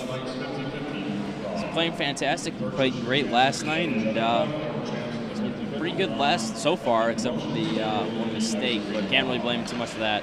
I agree. I think Girth has been really good. He's just gotten a couple of bad breaks so far. It's the third line out there for the Illini right now. Stephen Quinn, Chance Holmgren, and Nick Chirillo trying to tie the game. Instead, it gets poked away, and here comes Adam Wowrick. And Joe Nolan defends him. And the puck goes in front. Chirillo whacks it all the way down. It's going to be on net. But Bykowski's going to keep it in play. Skating quick now is Bolifer, who's going to take it all the way down himself. He'll throw a shot on wide. And too many men on the ice there as they were trying to go for a change. A hit off the stick. Looks like the Illini catch a break. And they'll go to the power play. Yeah, you're not going to see that one a whole lot just because Minot State just getting off and just clipped the heel of the skate. So someone's going to have to go into the box. And it's going to be number 44, Kent Walchuk, the 5'10 forward. He'll stay in the box. The Illini get a power play. Yeah, see if they can make something of us. They couldn't last time. And down by one, want to catch up as soon as possible. Ernsting wins the draw to Ryba. Ryba to Opilka, gets it back. Ryba down low to Ernsting. Ryba's going to take his spot in the back door near side. Gets it to Ryba. Ryba back to Opilka. Opilka on the top, gets it over to Ernsting. Ernsting skates in, looking for Ryba across ice. He might have to shoot it instead. Gets it back to Opilka. Opilka takes a shot, doesn't get through. Ernsting retrieves it. Ernsting coming towards the net, gets it back behind the net to Moskaluk, back on top to Opilka. Sends that one all the way through, trying to get it to Ryba, but nothing doing. Now it's Ernsting behind the net. And he'll look to pass it. Tries to get it to Ryba, he does. Ryba will take it on the forehand, bring it towards the top, feed it to Opilka and get it right back. Here's Ernsting. Bobby Ernsting leads his team in assists, trying to get another one there. Finds nobody on that centering pass. A minute gone by already on the power play. Opilka to Ernsting. This unit's probably getting a little bit tired. They've been on the ice for over a minute. Ernsting to Moskaluk. Here's Opilka. Opilka gives it to Ryba. Back to Opilka. Now here's Ernsting. Still not a whole lot of action here on this power play. Ernsting gives it to Ryba, who shoots. Doesn't quite get through, but Opilka, what a save! Bykowski, sprawling save. Unbelievable. And instead, no goal will be scored. Ernsting again sends one towards the net. Moskaluk on a rebound. He'll send one there. Another save by Bykowski. Wow. And they finally get it out of the zone. That unit was on the ice for nearly 2 minutes. They're going to stay out here for one final draw. Opilka to the net a little bit high. Ryba recovers the puck. Gets it to Nolan. Back to Ernsting. And as the power play expires, we're back to full strength. Great saves by Bykowski that entire power play. Yeah, he's sprawled out on all fours at one point and made the diving save. Unbelievable to watch there, and a couple great opportunities for the Illini spinning the other way. Yeah, he looked a lot like a shortstop snagging a line drive as Kolas sends that one to the boards, and another one off the pads of Bykowski. Wow. Bykowski's playing out of his mind early on here in the second period. Kind of looked like he shoved the net off himself. Yeah, I don't know about that. That was an easy fix, but they're not gonna give him anything. It's like a fight. And some physicality between Thomas Kolas and this alternate captain from the Beavers, number 37, Dylan Gatos. No call there, and no call on the net dislodging by Bykowski. But there will be an offensive zone draw for the Illini. Bykowski wanted to try and get a little bit of break there, so he dislodged the net. Typically, refs here will just ask the goalies to just do it themselves, put it down, and not have the break. But less than 4-on-4 hockey coming up. Yeah, it looks like there will be some 4-on-4 hockey. It will be Kolas and Gatos taking 2-minute coinciding minors. And a 1-0 lead for the Beavers is the difference from a goal early on here in the second period by Dylan Johnson. And it's the Illini with the puck now. Stephen Quinn gets it on top to Nolan, who takes it by the blue line. Can't quite save it, and instead gets it taken away. Stephen Quinn to the rescue, but he gets that one stolen. And a centering pass poked away by Jack Graham. What a defensive save there. Yeah, great save there, and small mistake there from Nolan. He's got to clean up his play a little bit in the second period. He's made 2 mistakes and already. It's going to be a 2-on-1 coming down the ice. And the third man is the one that comes in and is going to score. This time it's Adam Wowrick. Last time it went off his stick and Johnson finished the job. But Adam Wowrick is going to get his first goal of the day and extend the lead to 2-0. Yeah, biggest deficit that the Illini have faced so far this weekend. So they put themselves in a big hole to try and come back on with 11 minutes left in the second period. And we've got 4-on-4 hockey for another minute and 13 seconds. 11.5 to play here in the second period. You're watching Illini Hockey on YouTube. If you're just joining us, you missed Adam Wowrick and Dylan Johnson tally 2 goals for the Beavers. Illini trail by 2.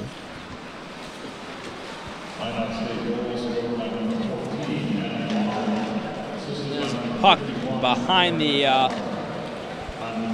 goal taken out by Minot State. Shot and goal. And another shot there. This looks like an entirely different team than what we saw in the first period, and this is what we wanted the Illini to be. Exactly.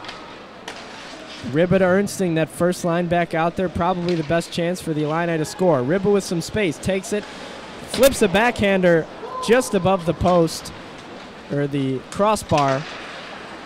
And now it's Minot State and number 74, Joel Sweedle.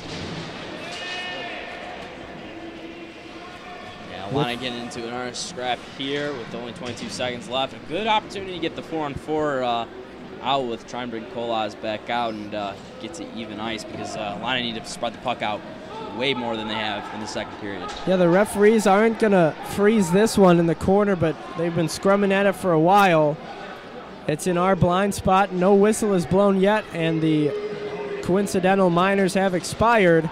5-on-5 hockey, full strength, both teams. Bobby Ernsting with it behind the net, and he'll send one off the boards. Bad carom, it'll stay with the Beavers, but go wide. Now back into the blind spot. Richter's going to take it away and head up the ice, but he'll get that stolen from him. Opilka comes away with a steal. Ernsting starting it over again. Clears it all the way down and will be an icing unless it gets touched. No icing is called as number 89, Cody Longy, beat it to it. And Minot State looking to add to their lead here as Mike Turk delivers a big hit into the boards. And the Illini back on the offensive rush. Here's Moskaluk, and he'll send that one towards the net. Glove save by Bykowski. Yeah, another great save there from him. Really been fantastic tonight, not letting anything in, but on top of that, making great diving saves and a couple of good glove saves from him.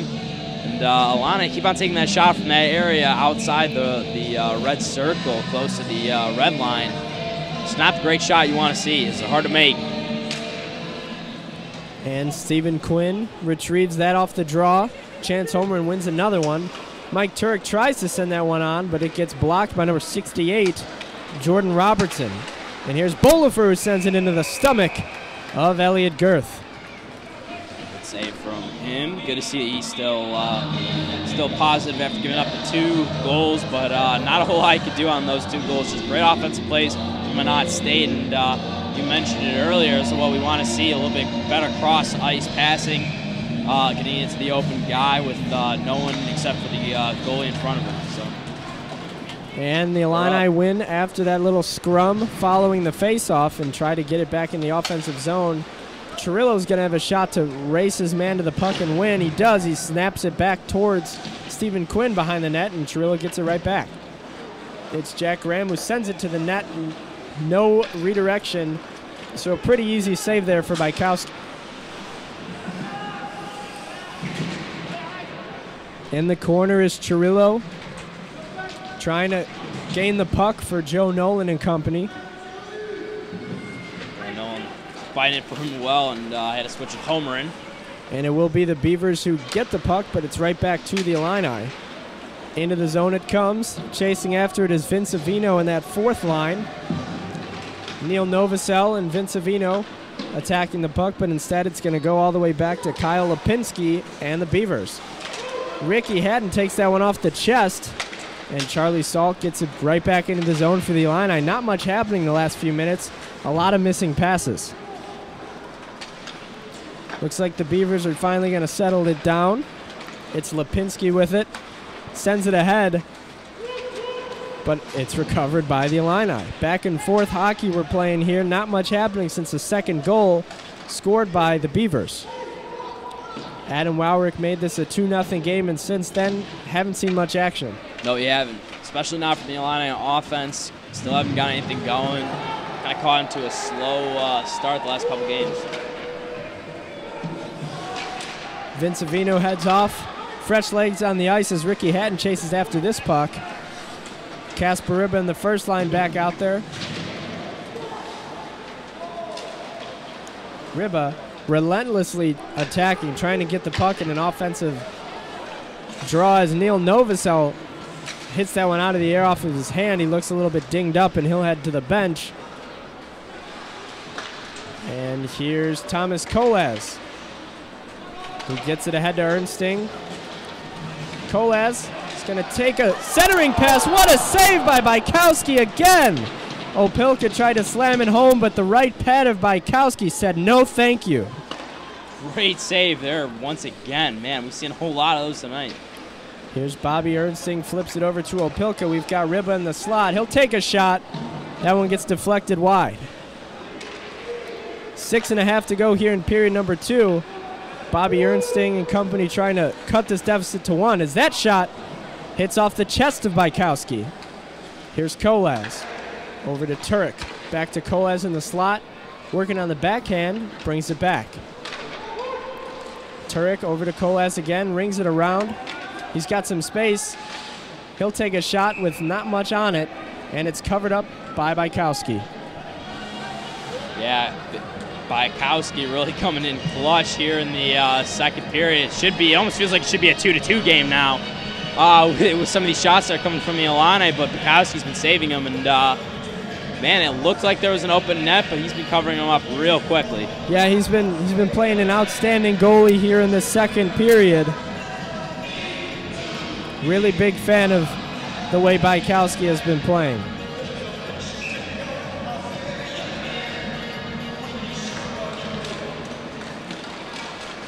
He's got 7 inches on efforts. The Minot State Beavers' usual goaltender. As that shot clanks off the post, and John Moslett's going to have a shot at a breakaway. Here he comes. He's got Jack Graham with him. He takes a shot, and it's blocked. Great block there by Lipinski, stuffing the draw. And an icing call. It'll stick in the Illini's offensive zone, but what a block by Kyle Lipinski. Saved a really good opportunity. Yeah, here's a good opportunity for the Illini with some fresh skates. Coming off a face-off. Let's see what they could put together. But nice job there trying to get back from Moskaluk. It's been cold in 2019. And it's Jack Healy who wins the draw and gets it to Charlie Salk, who sends that one towards Bykowski, but it never got through. Moskaluk working at it, trying to get it back, but instead it's going to head all the way back towards Girth. Yeah, no icing call there. That's what Girth wanted, but refs are going to say no. Richter sends that one, another block for Lipinski. And some physicality by Jack Healy sends the net off its moorings. Yeah, and I'd like to see a little bit more of that, hopefully from the Illini, a little bit more physicality, trying to fight for the puck up front, because it seems like these pucks really some of these pucks taking shots right outside the circles here are just not reaching the goal. So got to be a little bit more physical out front.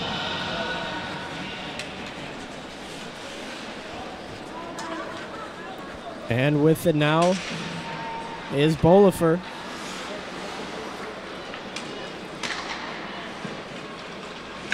Illini trying to get back into the offensive zone where they have been for the last couple of minutes. Instead, it's Minot State. Great pad save by Girth. Here come the Illini back up the ice. Over the block eye and the blue line is Nick Chirillo looking for his first Illini goal. Instead, he gives it off to Candati, who sends one. And here comes Minot State. Going to be a 3-on-2 if they hurry. And that one gets poked away by Chirillo. And right in front, that shot won't get through. Elliot Girth's pad was the only thing in the way of another goal for the Beavers, but it stood tough. In the slot is number 11, who puts that one towards Girth, but it's frozen. That was Justin Metcalf, who had a shot, but Girth said no. We're going to have another draw. Quick change, and the number 1 line's going to come back out there for the Illini. Kacper Ryba, Thomas Kolas, and Bobby Ernsting. Yeah, and with 4:18 left, that's the line you want to see.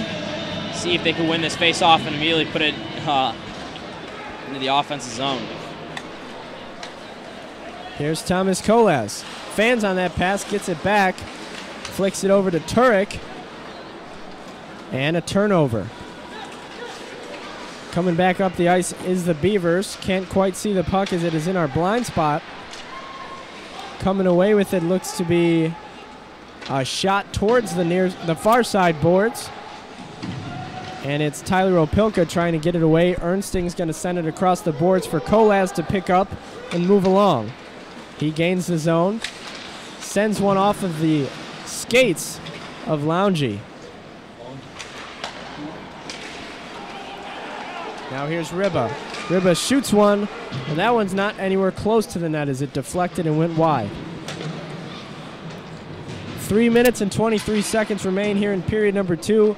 Patrick, what do the Illini have to do to make this a one-goal game before the intermission? They got to be physical in the middle of the ice, try and get clear guys out of it, and try and get Ryba or someone who's a sharpshooter into the middle of the ice to take a shot, because some of these set plays that they've been running just aren't going by Bukowski. Now here's Hatton trying to get the puck towards the center of the ice so they can make an offensive move on it, but instead it's taken away by Wowrick. Wowrick with an early goal in this second period was the second. Dylan Johnson had the first, and they're both on the ice right now. Here's Hatton. Dylan Johnson's long arm gets in front of Hatton and pokes that one away. And it's the Minot State Beavers with possession, but Richter sends that one back into the offensive zone and chases after it. Coming away with the puck now are the Beavers. It's Sheldon, sends it across ice, and that one gets dumped in. And Jack Graham wins the race to the puck. Over to Joe Nolan, who's going to try to send it up the ice. He's got Moskaluk and Richter, who will take it. Richter gets clobbered, and instead it's back with the Beavers. Heading towards the net, right towards the goal, but no thing happening. And in the slot, that shot sent away. Here's Joe Nolan. Gets it ahead to Moskaluk. Moskaluk's got one man to beat. But instead, someone from behind pokes the puck away. Yeah, it's the small little mistakes there from the Illini that really killed them tonight. I think defensively, those 2 goals, just small mistakes, giving up the puck, and Minot State's been able to take advantage. I think the Illini could really use a penalty here. Get some offensive momentum back on a power play. Now here's Nick Chirillo. Sends that one towards the net. Chance Holmgren takes a whack at it, but Bykowski's pad got to the puck first. Here's Candotti. Flips it off the boards to Stephen Quinn with 1 minute remaining here in the second period. The Illini looking to cut into the deficit and head to the break, only down 1 instead of down 2. Yeah. Chance Holmgren behind the net leaves it for Stephen Quinn. And on our near side is Charlie Sok, who sends one to the net, and that's blocked by number 8, Reese Foreman. Now here comes Minot State, and Gatos with the puck. Drops it back, and a behind-the-back pass won't get anything going there. Except that shot will fall through the net, and that one's number 61, Shane Sheschuk, who got one yesterday as well. And instead of the Illini cutting into the deficit, we're going to head to the break with the Minot State Beavers with a 3-goal lead. Yeah, tough to come back from that. Mostly the way the Illini have been playing, it's just been slow. Some of those shots, just unbelievable saves from Bykowski. So what more can you really do when he's just been all over the goal and making those fantastic saves? Yeah, he's owned the crease tonight. Joshua Bykowski has. And Thomas Kolas with the puck is going to send it ahead to Ernsting. And they'll look for Kacper Ryba right there. With 11 seconds remaining in period number 2. And that one off the skate of Mike Turek headed towards the chest of Bykowski, but if he made the diving save, he's going to make that save as well. Yeah, and with 3.8 seconds left, not a whole lot you can do here. If you are Illini, you win this face-off, quickly get it back to a defenseman who will take a snapshot and hopefully put it in the back of the net and cut it down to 3-1. But we'll see if they can win this face-off. Here's Ernsting. Ernsting is not going to win the draw. It's going to get tied up a little bit, and that's how the period will end. We came into this period saying it was moving slow. Not a whole lot was going on. It was 0-0. And then thanks to goals from Dylan Johnson, Adam Wowrick, and then, of course, the late one by Shane Sheschuk, it's a 3-0 ball game. Yeah, and just like that, I think it's time to start calling Bykowski the big Bykowski, because he has been the dude tonight. Really been all over the goal, and kept 2 goals that should have been gone in for the Illini and making it a 0-3 game. So he's been the dude tonight. Yeah, he really has been. Bykowski has played out of his mind today. We're going to head to the intermission report where Stephen and Patrick will take it away. I'm Anthony Pasquale saying so long from the second period of Illini hockey. 3-0 Beavers lead. We'll see if the Illini can get anything going on Bykowski in the third period. We'll see you in a bit.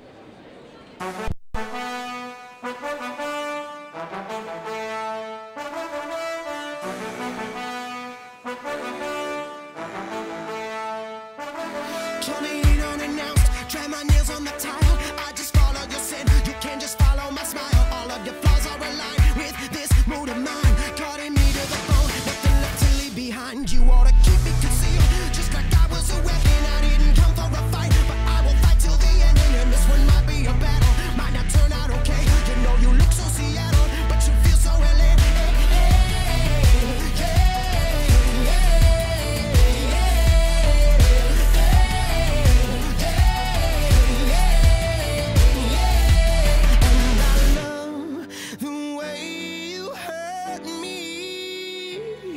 It's irresistible.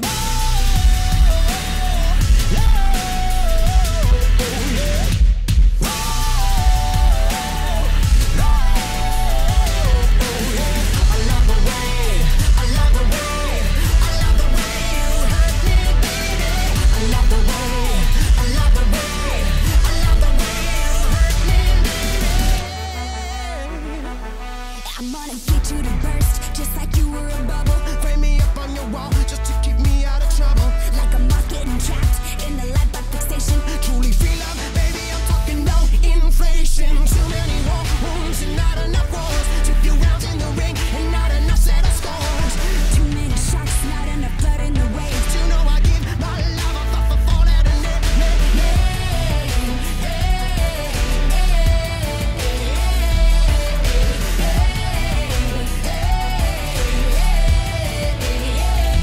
And I love the way you hurt me. It's irresistible.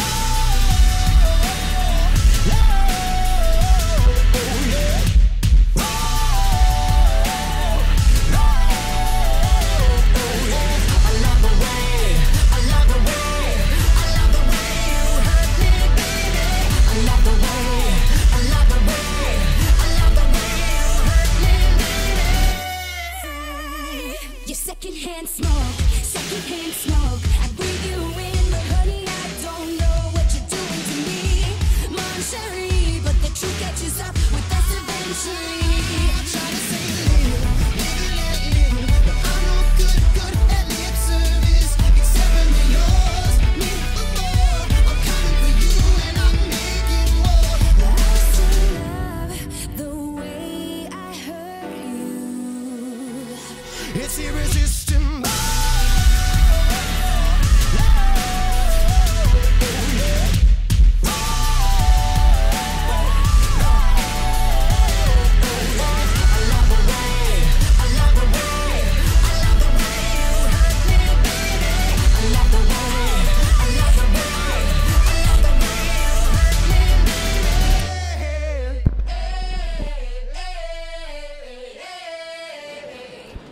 Hey everybody, welcome back to the Big Pond in Champaign, Illinois for the second period Illini Hockey Intermission Report. Alongside Patrick Catazone, I'm Stephen Cohn. You used to listen to the second period Saturday switcheroo, and it didn't go well. That was the worst weekend of hockey this weekend by far if you're an Illini fan. Was terrible. Elliot Girth gives up 3 goals. We'll talk about if there's going to be a potential goalie change here as we enter the third, or what the Illini can do to find a way to get 3 goals on the big Bykowski. I don't like the joke. You like the joke. He's the dude tonight. It's a good joke. No, I appreciate it. I loved it. But I had it for a while. I had to use it. Oh, God. 3 goals, 3 different Beavers there. I just want to let you know a little fact. I'll give credit to my my grandfather. He asked Alexa, you know Alexa, like, hey, yes. Alexa, yeah. You're familiar with Alexa. I know Alexa personally. No, yeah. Real good friends. And he asked if Beavers have toes, and Beavers do have toes. All right. So that was mentioned in the first period. I just wanted to follow up on that, give a little, because it's Groundhog Day, and I feel like everyone should know some facts about beavers and groundhogs. That's just... They do have toes. That is an important part of being a mammal, I think, who's having toes. So that was interesting. I didn't know beavers were mammals. I should have assumed that. I'm not a very smart person. I've never taken an animal course here at U of I, so I did. I don't know. I took anthropology. Oh, you took anthro? Not a good time. Not a good time. But what else was not a good time? That was a master transition right there also. Perfect. That second period for the Illini. 3 goals allowed by Elliot Girth. And let's start right at it. Last weekend, Jake Barnard gave up 4 goals, and he was relieved in favor of Elliot Girth. Girth gave up 2 more, and then Girth got the start last night, got the win for the Illini.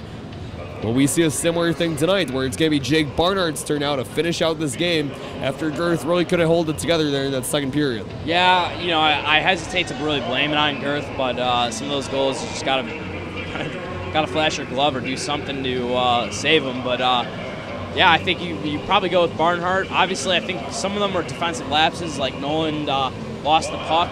Yeah. And basically that was the turnover, and they left Jack Graham on an island, and that puck's probably going to go in. But those other 2 definitely savable goals, so I wouldn't be too surprised if Fabrini goes with Barnhart for the rest of the game. No, I agree. I think you definitely have to, you got to see what Barnard has like tonight, because, Girth had his chance, and I don't know how much you're going to get left from Girth that you're not going to get from Barnard, and you're already down by 3. So either one of them is not going to give up more, or they're going to give up more and you're going to lose. So at this point, I would say make the change and see what you can get from Jake Barnard tonight, because keep him fresh at least. You want to have 2 healthy goaltenders as you enter the home stretch. Give him that chance. Yeah, why not? Obviously, we really haven't seen him here at the Big Pond for a while. Yeah, he hasn't really played here all semester. He played last weekend, but that was in Ames at Iowa State.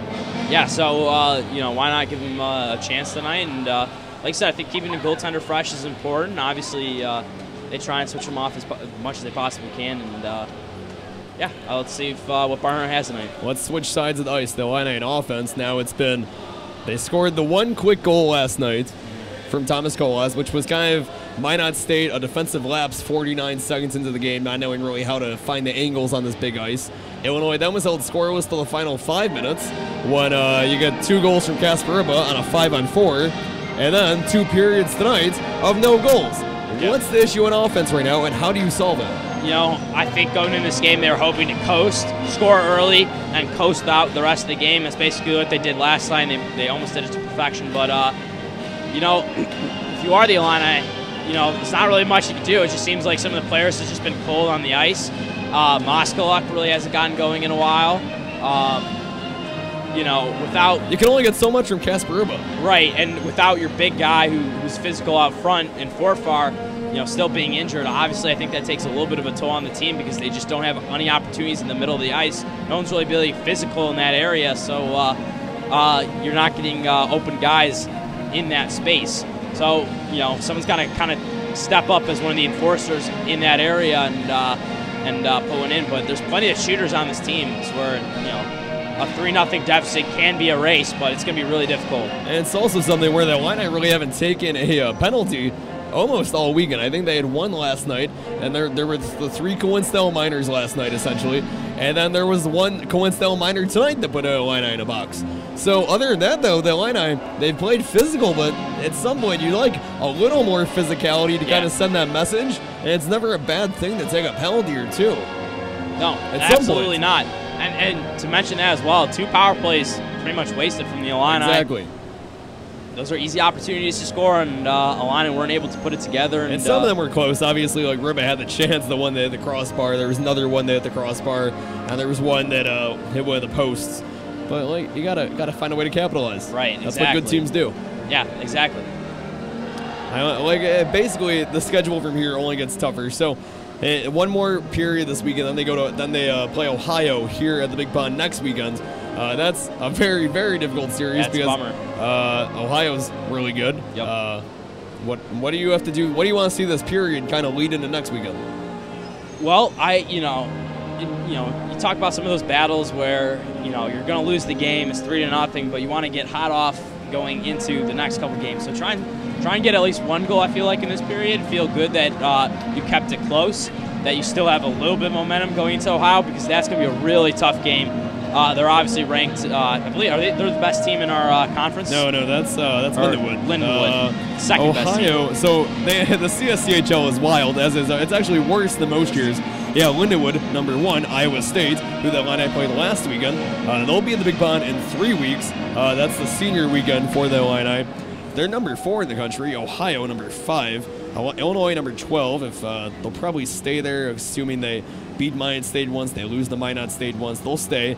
And then Robert Morris, Illinois, so RMU, they're 18th. So they're actually on the cusp right now of potentially missing the national tournament, which is a rarity for CSCHL teams because they play the most difficult schedules. And even, like, Illinois is barely above 500, and they are sitting in the middle of the pack. Yes. I mean, it just goes to show you how difficult their schedule is. Obviously, playing Lindenwood twice definitely felt like took a toll on them this semester. Obviously, what was that, 2 weeks ago? And you just got to look at the teams that are in the top 10. The Illini played Lindenwood twice. They'll play Iowa State twice. They'll play Ohio twice. They played Central Oklahoma, the Bronchos. They played them. They get Minot State. Keep going down. They played Jamestown twice. They play RMU twice. They played Alabama. Like, they have played so many ranked teams. That's almost every weekend this year. Yeah, it's been really tough, and I think the expectations were a little bit higher for the Illini. They thought they'd win more games, but, I mean, realistically, it's just, you have the toughest schedules. It's hard to win those games. Yeah, you're above 500 still. Right.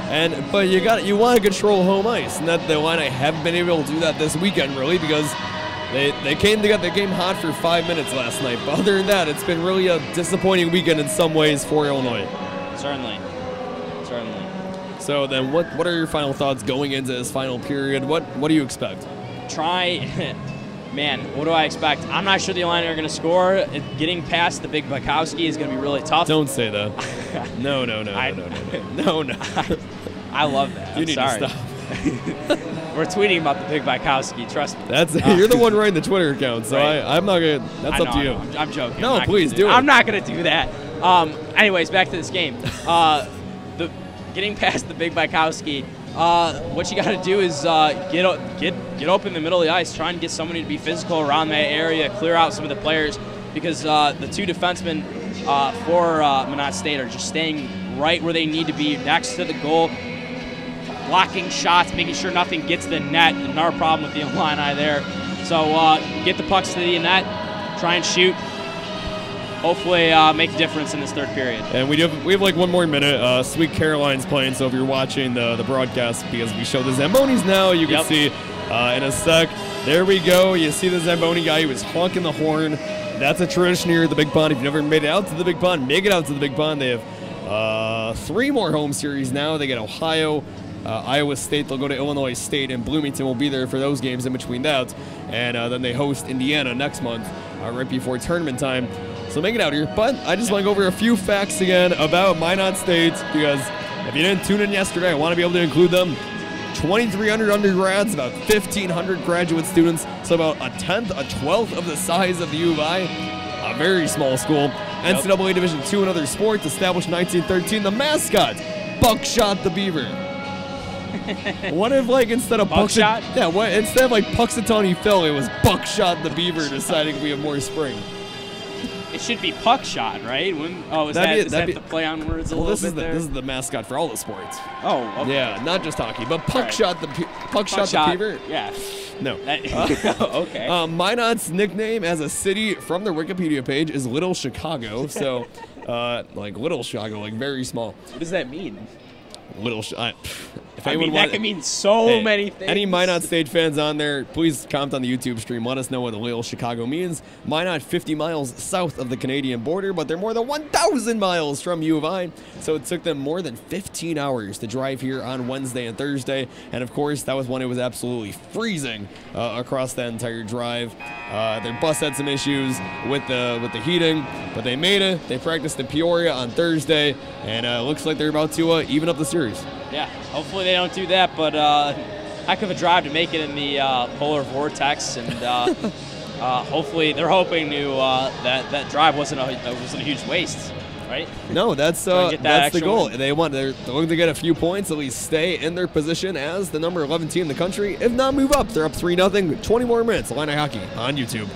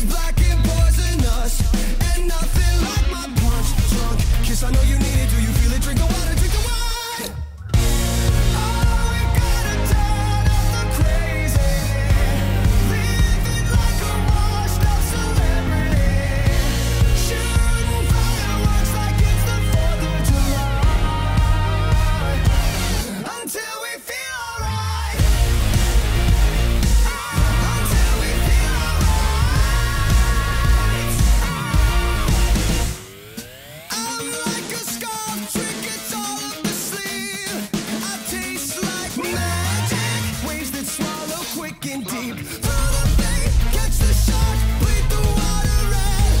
50 words for murder, and I'm every one of them. My touch is black and poisonous, and nothing like my punch. Drunk, kiss, I know you need it. Do you feel it? Drink the water, drink the wine. Oh, we gotta turn up the crazy, living like a washed up celebrity, shooting fireworks like it's the 4th of July. Tonight we are victorious, champagne pouring over us. All my friends were glorious. Tonight we are victorious. Tonight we are victorious, champagne pouring over us. All my friends were glorious. Tonight we are victorious. Oh, we gotta turn up the crazy, living like a washed up celebrity, shooting fireworks like it's the 4th of July, until we feel alright, until we feel alright. Tonight we are victorious, champagne pouring over us. All my friends were glorious. Tonight we are victorious.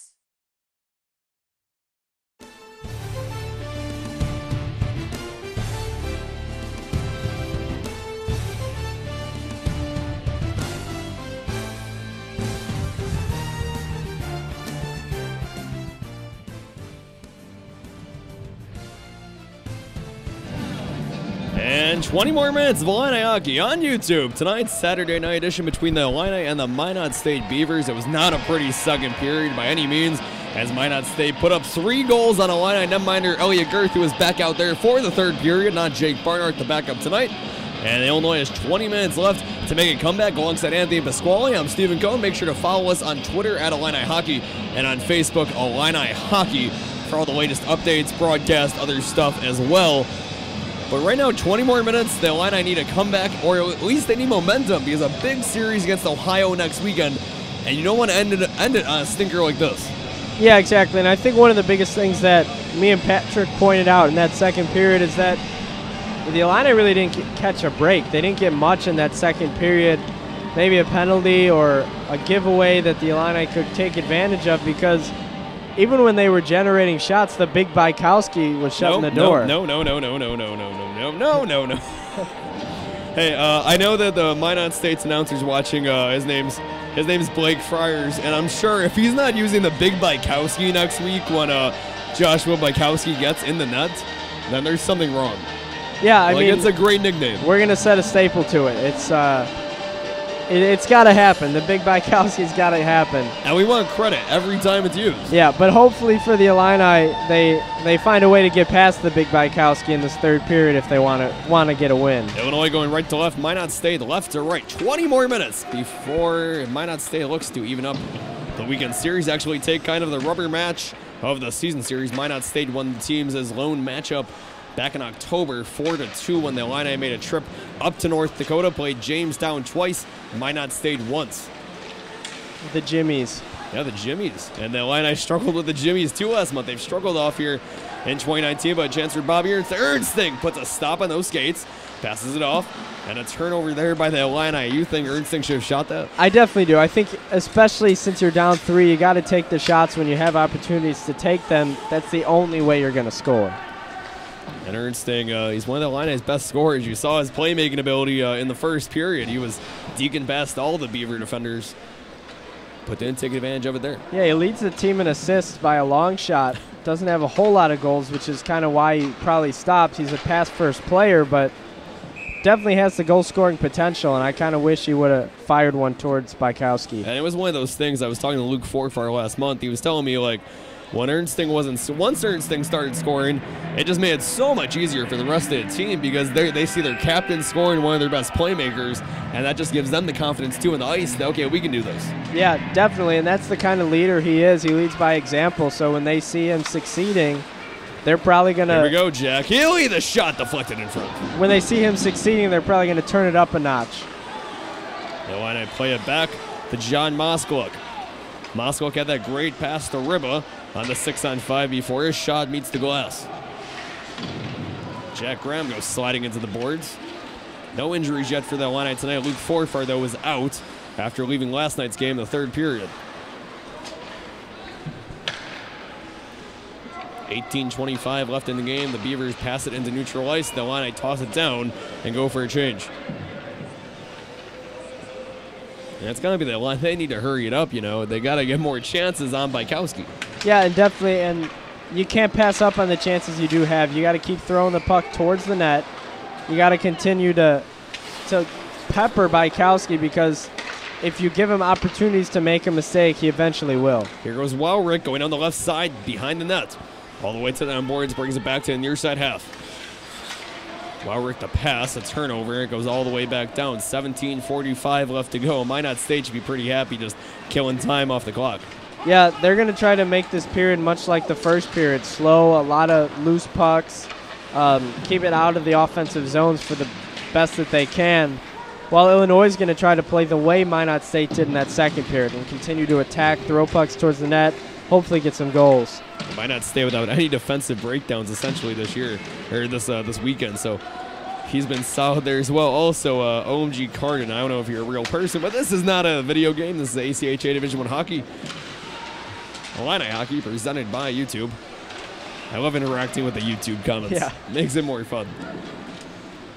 You're welcome for showing the Zamboni. Yeah, no, Minot was like a hub for liquor smuggling during the Prohibition, hence the name, though it's owned. So no one's called Minot, North Dakota, Will, Chicago. Okay, well, that makes a lot of sense. I thought it was going to be like a littler version of Chicago when I saw that nickname. Yeah. Not the case. Not the case. 16:45 left to go. Turk Topilka, senior to senior. And it's a young Illini team. That's what people forget. A lot of freshmen on this team. A lot of freshman and sophomore impact players as well. Yeah, imagine 4 years or 3 years from now, Kacper Ryba as a senior. That's a scary thought. He'll be going for his 100th career goal.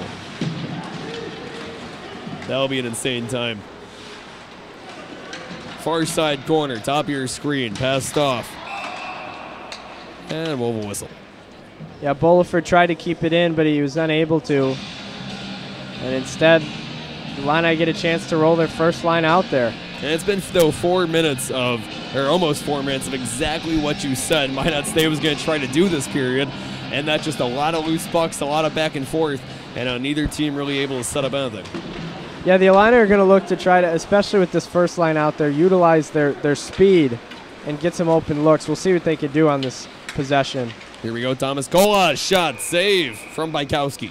I know that doesn't look like a great shot, and that was probably a pretty easy save for the big Bykowski, but one of the things you can't abandon that. I know it's frustrating not scoring and throwing so many shots at the goaltender, but you got to continue to do that, because eventually one of them is going to go in, and then you could build momentum off of that like they did in that Davenport game and just continue to score in these late periods. Or even a low slot redirect. So that's kind of the goal with one of those. Hope Bykowski can't actually corral the original shots.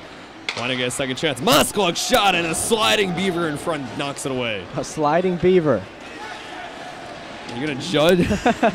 You know, if I said like a sliding Illini, it would sound better. Yeah, probably. Yeah, between the Beavers and Jimmys, I don't know who is my favorite nickname in North Dakota. They're also the Bison, of course, the North Dakota State. I'm more of a Bison guy from Buffalo Grove. Shot in front, deflected away by Bykowski. Locke gains his own, goes on the right side to the right circle, puts a move in a man in front. Charlie Salk knocks it away. And back in neutral ice, a whole nother minute where the Illini had that one shot by Kolas, but not much else. Yeah, they really got to focus on after the first shot. Taking shots that are going to be harder to freeze, or gaining the rebounds when there are some, because one shot, losing the draw, and then back on defense is not the way to cut into this deficit. Jack Healy tried to get the puck on a stick. He couldn't. Throws a push on a man. And it's in the Illini zone now. I can't see who has possession. It's in our blind spot into the corner. It's the Illini. Now it's a chance for Cody Longy. Neil Novosel tries the border man. He can't, but Stephen Quinn comes away with it. Quinn now behind the net. Maybe a chance for the third line to create something, and we'll have our first penalty here of this third period. And it's going to be against the Beavers. Check that. Neil Novosel. I couldn't see what happened. Yeah, it was tough to tell. It looked like from the emotion that the Beavers were showing that it was on them, but instead it is going to be on Novosel. The Illini have a big penalty to kill here. Maybe they can get some of that penalty kill magic and score a shorty. Yeah, they have a few of those. Chance Homer among the best on the Illini with those. And then Stephen Quinn at 2 in a single period earlier this season. Yeah. You might remember the 10-0 game against Michigan State. Good times had by all. Had by all. It was a slashing minor for Novosel. So 2 minutes in the box, 1:40 left now. 14 minutes left in the game. It's Gatos. He's been neutralized all weekend. One of the best offensive players for the Beavers. And the Illini haven't allowed anything for him. I personally don't expect to see a lot of offense on this power play. Oh, and it goes in the second row. Sorry, I got excited. Heading towards the head, but they were scared. I really don't see a lot of offense coming from the Beavers on this power play. I think it's going to be a more let's waste this time. Because the more aggressive you get on the power play, the more likely you turn over at the blue line. Exactly. They might have a breakaway. Exactly. And the worst situation, like a 3-goal lead is the most dangerous lead in hockey, we always say. The worst thing would be to give up that shorthanded goal on the power play. And then suddenly it's only a 2-goal game with 12 minutes left. The Beavers trying to keep it at the left point, going in along the half boards. Yeah, and the reason they say that lead is the most dangerous lead in hockey is because it's the first number you think, yeah, we could sit on this lead. You know, for 1 or 2 goal deficit is always closer. 3 goals looks more like a blowout in terms of hockey scores, but it is dangerous because you give up 1 goal and the momentum's on the other team's side. Scoring 2 goals isn't that difficult. Yeah, you score 1, you're only 1 goal away from 1-goal game. So, you know, but your 3 goals, it's like, you need a hat trick right now from someone to get back in this. Longy, pass to Sheldon, back to Longy at the point. The Sheldon now, right point, the right circle. They're trying to tighten up that power play. 30 seconds left, and Novosel's 2-minute minor for slashing. Wow, Rick, and he slips. A chance for John Moskalik. Here he goes. Moskalik, 1 man to beat. It's Bykowski. John Moskalik in the shot. Another chance. Another chance there for Jack Huey. The net's dislodged. 17 seconds left on the PK. And then we got some physicality after the whistle between Johnson and Jack Healy. The chance for John Moskalik, and he couldn't capitalize on the one-on-one opportunity. And see, that's exactly what we were talking about. Instead, it was a blowout on one of the skates that led to a shorthanded opportunity, but that's exactly what the Illini needed. I think the biggest key for them is to turn this game into a 2-goal deficit as quickly as possible. Well, now they have a chance, an offensive zone draw. 17 seconds left on the PK. Like, that was the best opportunity the Illini were going to have, though, for a shorthanded goal right now. Yeah, we'll see if the officials decide to put somebody in the box after that scrum. Doesn't look like they're going to. Yeah, I think those kind of side, like, that was coming both ways. Yeah. Well, 10 seconds left. The Illini look like they're going to be able to kill off this PK. But that's not going to be good enough because you're down by 3 goals. You need to score. Yeah, you just wasted 2 minutes of not scoring. They had 1 chance. Minot State was in its offensive zone about the entire time, though, in front off the pads of Elliot Girth. And Elliot Girth really hasn't played bad tonight. He's made a lot of the saves. Me and Patrick were talking in that second period. He kind of was a victim of a defensive breakdown. Yeah, a couple of defensive breakdowns. We wouldn't necessarily blame him for those. And I think that's kind of been the story of his time here with the Illini. Chance Homan off the post! And another one hits off the post. The Illini, I think it... That was loud. At this point, it's more impressive that the Illini have hit the post more times than Minot State has scored. That's very true. I think it's 4-3 in that case. Yeah, it is. 2 crossbars and 2 posts, I think. Chance Homer, and what a wonderful opportunity for him, but hits the top crossbar. 4 doinks, 3 goals. Wow, that's a good tweet for Patrick over there. If you're looking for one of those positive spins on this game, I got how did Alex say the final score? 4 doinks, Illini, 3 Minot State. That's kind of the way to go. Another chance, Bobby Ernst, the captain, drops it off at the left point. At the blue line, Thomas Colas had the first goal for the Illini last night. Charlie Salk now, junior defenseman. And frozen by Kowski, and down goes the Illini, tripped. Couldn't see who that was. 11:31, that was Kacper Ryba that went down. Yeah, I think that's another way that you're going to try to score is get bodies in front of the big Kowski and kind of make it so it's more difficult for him to see, maybe get a redirect or just a shot that he doesn't quite catch vision of. That's another way to cut this deficit as quickly as possible.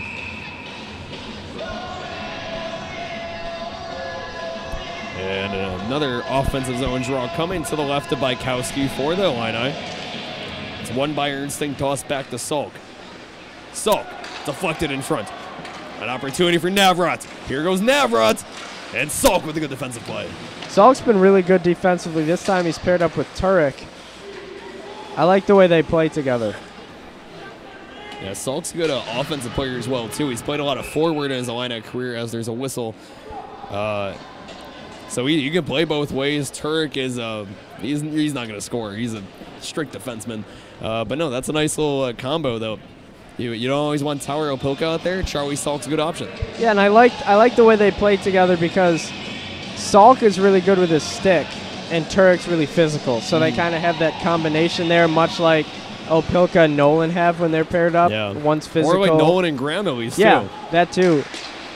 The Illini pretty much have 3 good stick defensemen and 3 physical ones. Drew Richter taken down by a man as he tried to go toward the center of the ice. 10:55 left to go in the game. The Illini trail by 3. And now you see guys just trying to create for themselves more so than anything. As Richter took it all the way down to the low slot by himself.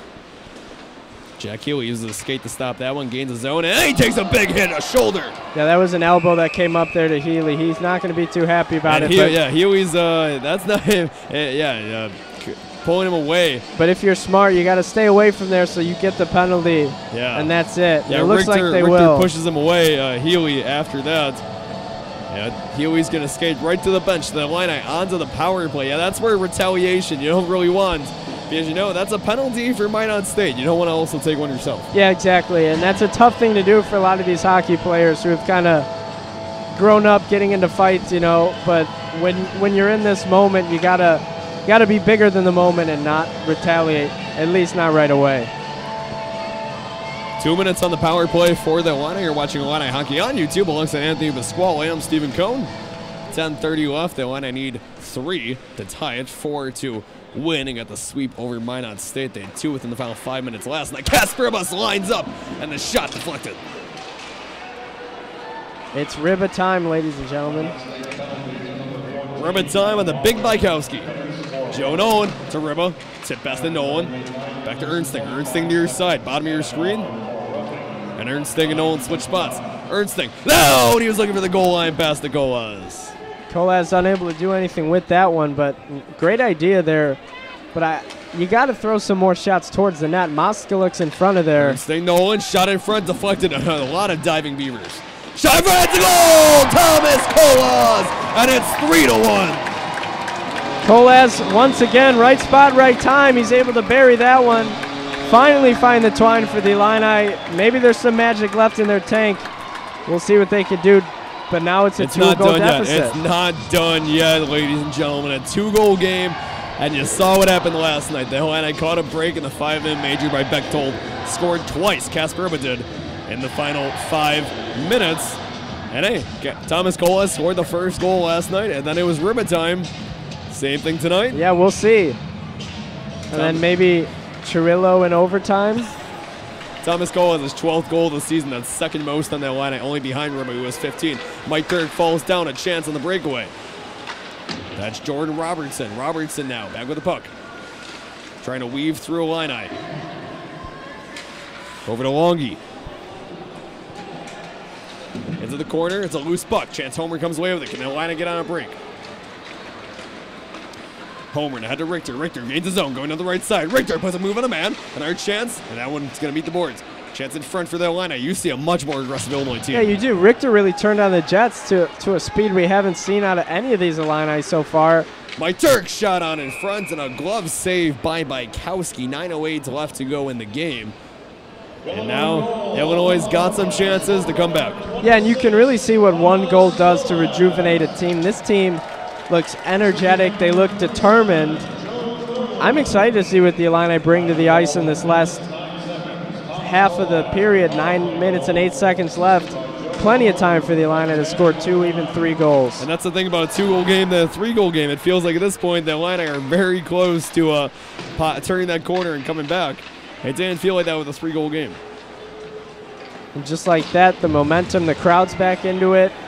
A little bit of lack of discipline from the Beavers.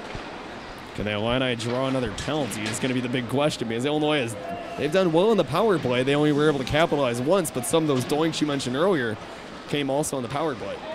And a couple of great saves by Bykowski. If you take a couple inches here and there, it could be a tie game right now. And the rebound allowed in front by Bykowski.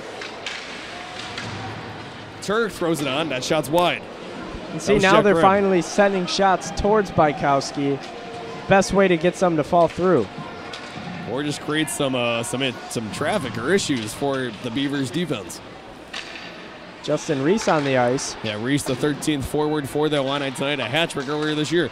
Oh, and that pass intercepted before it gets to Joe Nolan, and Nolan active stick tips it away. Beavers go for a change. That move by Nolan gives the Illini a shot to get the puck back rather than having to defend. No, that was a big play by Nolan, because that could have been a 2-on-1 opportunity for Minot State. That's why Joe Nolan's probably your best two-way defenseman. Opilka's up there as well. I'm talking about like Nolan with scoring ability, though. Like no defenseman has the kind of shot. Yeah, that's true. Joe Nolan has. Kind of the Brent Seabrook in his prime shot for a defenseman. Thomas Colas gains his own, already has 1 goal this period. And he gets, I don't know, maybe a penalty there. He's thinking about, oh, and the shot from Kacper Ryba is wide. Ryba has great instincts as to where to put his shots. He's just too good. Too good for this level. A breakaway opportunity. Wow, Rick, 1-on-1. And a pass saved by Elliott Girth. I saw Mark Candotti trying to skate off the ice, and he turned and saw that breakaway happening. It kind of looked like he rolled his eyes a little bit just out of frustration. And now he's still stuck on the ice. He looks tired. Yeah, the Illini have been able to get a change for about a minute and a half now. Chance for Sezchuk. Had a goal both games this weekend now. But if there's any line you want out there, it is this Colas Ryba. Yeah, this is the forward grouping that you want out there right now, definitely, as Ryba tips that one into the corner. 6:26 left. The Illini need 2.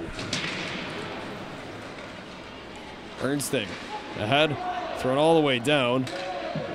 And that's going to be icing, so the Illini unable to get a change again. So Mark Candotti, he looks absolutely gassed right now, and he has to stay on the ice. Yeah, this might be a time Fabrini may use a timeout just to give his players a little bit of a break. Might not be the best time strategically, but it might make sense. And he's going to use it, so good call on that. Wow, are you Tony Romoing it up? Yeah. What was that?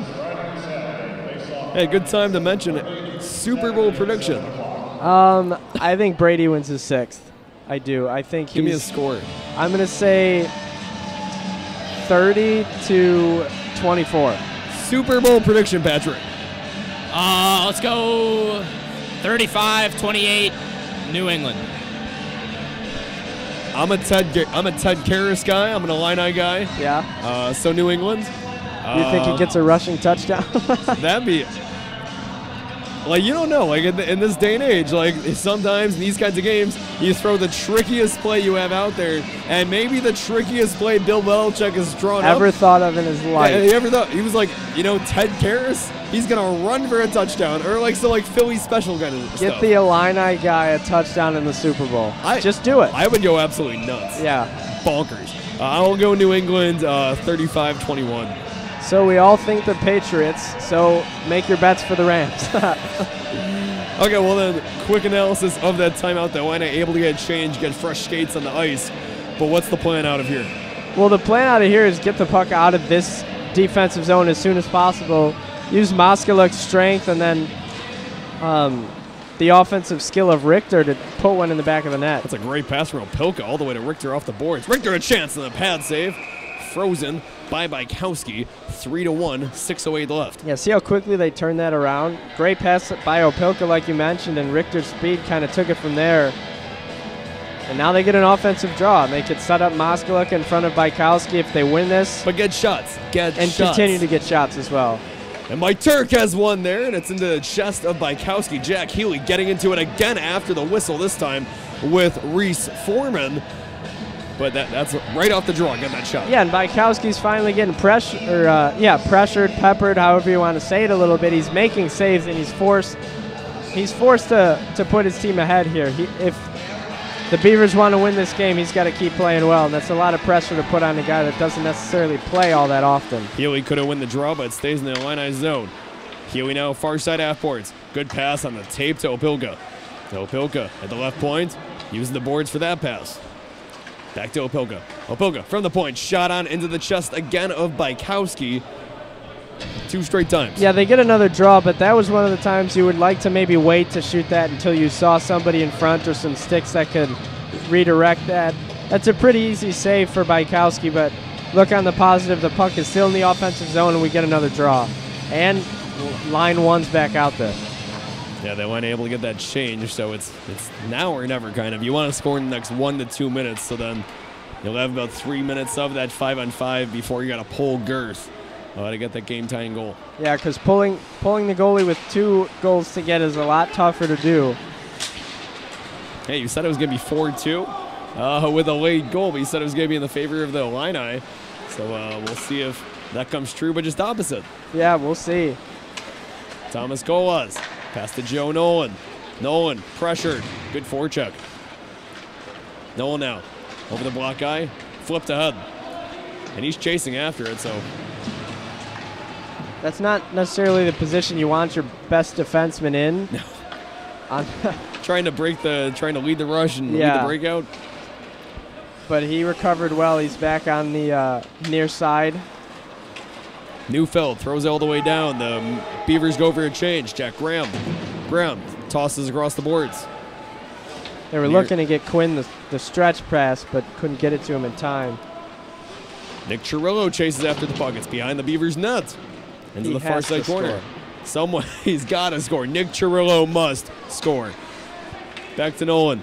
4:25 left to go. The Illini need to start hurrying it up. We got the 2-minute drill. Graham to Chirillo.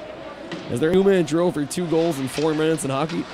Well, we're about to see it. If only Tom Brady was out there. Navarrete gains the zone. And another whistle call there. Looks like it was offsides. 4:05 left to go. A 2-goal game. And when do you consider pulling Girth? Do you wait until you get 1 more goal, or do you just not pull him until it is a 3-2 game? I don't like to pull goalies. I think I really don't like pulling goalies too early. I think, especially right now, 4 minutes is very early. Davis Sheldon to the left and stopped by Elliot Girth. Usually, from what I've seen in years of watching hockey, 3 minutes or so is the mark for 2 goals. 1.5 to 2 minutes is the mark to pull for 1 goal. I'd really like to see the Illini cut it to a 1-goal game before you pull them, but... Oh, and a glove save by Girth. But even to pull him, you got to get the puck out of your zone. You can't keep falling victim to these defensive draws. You got to get some more shots towards Bykowski to even make Fabrini think pulling Girth is the right choice. You know what I mean? Sheldon, and no, I exactly know what you mean. Yeah, thank you for asking if I have clarity on your point. 3:45 left to go. You're watching Illini Hockey on YouTube alongside Anthony Pasquale. I'm Stephen Kono. Big boarding hit. Mark Condati goes down in the corner. Condati still fighting for the puck from his rear end. Good play by Mark. And a whistle. I think it's in our blind spot here at the Treehouse. I don't think there's any penalties called there. If there is, Wowrick will be going to the box. Hopefully. If you're an Illini fan, hopefully. Could be the break you want for the Illini. Not the case. Oh, no, it is. He's so heading to the box. Couldn't tell what that was. Probably and slashing goes down there. So we'll have coincidental minors, but still the Illini 4-4. You get more space on the ice, if anything. So you just... I personally like the idea of pulling a goalie to make it 5-on-4. Yeah. I think that really gives Once the Illini a lot of zone, space. I think you just got to go at this point. It might be the prime opportunity to do so. The Illini can't get the puck into their offensive zone with 3:25 left to go, minute 50 left on the Coinstell Miners for Kandati and Adam Wowrick. They do have Ryba, Ernsting, and Coles out there. 3 offensive guys, 1 defenseman. And your defenseman's Tyler Opilka. So you got the best lineup you got out there right now. And here we go. Thomas Coles gains his zone. They're not going to pull Girth. Coles trying to go through the slot. Drops it off for Opilka. Opilka spinning pass, uses the boards to the Beavers. And off to Foreman, cross-ice pass. They'll have to find a way to pressure that. I'm going to say next offensive draw, or next offensive possession, Girth comes out. And we're going to see if that's the case. Not right now. Colas over the block guy, brings it back. 2:42 left to go. To Ernsting. Ernsting pass to Ryba. They're trying to create some misdirection right now. Opilka going down the left side, gains his zone. Opilka was trying to center it for Ernsting. He couldn't. Moskow's on the ice now as well. As is Stephen Quinn. He has the puck. Over to Moskowik. The Beavers seem very good time with letting the Illini just kind of skate around the ice. Yeah, this is definitely not the way the Illini want to handle this 4-on-4. Looks like Girth is creeping out a little bit. Ernsting to Moskowik. All the way far side corner now. Joe Nolan. Nolan with the puck. 2 minutes left to go in the game. Illini down by 2. Nolan behind the net. Couldn't get in. No one there. The Illini really struggling to get something going on this 4-on-4. Have they taken a shot yet on this 4-on-4? I don't think so. You would have at least like just get a shot or two, see what happens in that case. A chance for Locke. Locke turns back.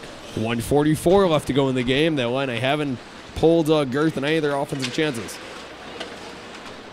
And the puck's into the first row of seating here at the Big Bond. 96 seconds left to go in the game. 3 seconds left on the Coinstell Miners. The 4-on-4 goes to waste.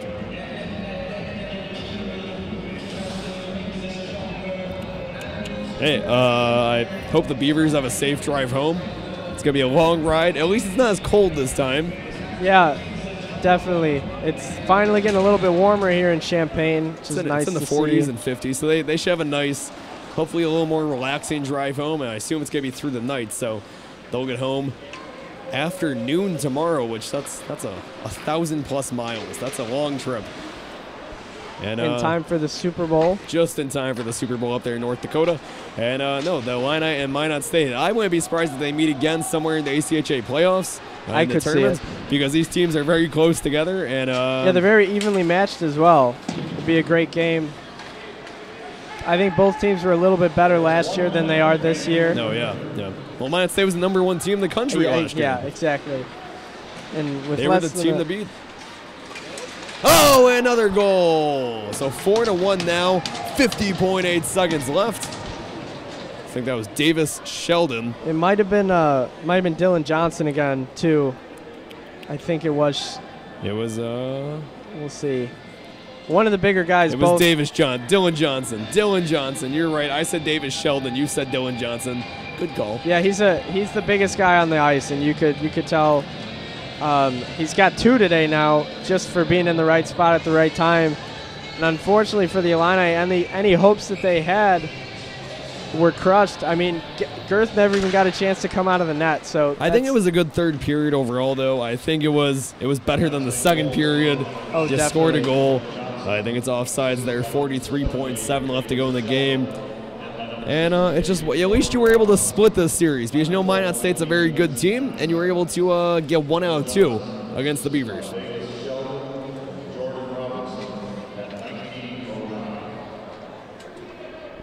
So it's not demoralizing if you're an Illini fan. There's still a lot of games left.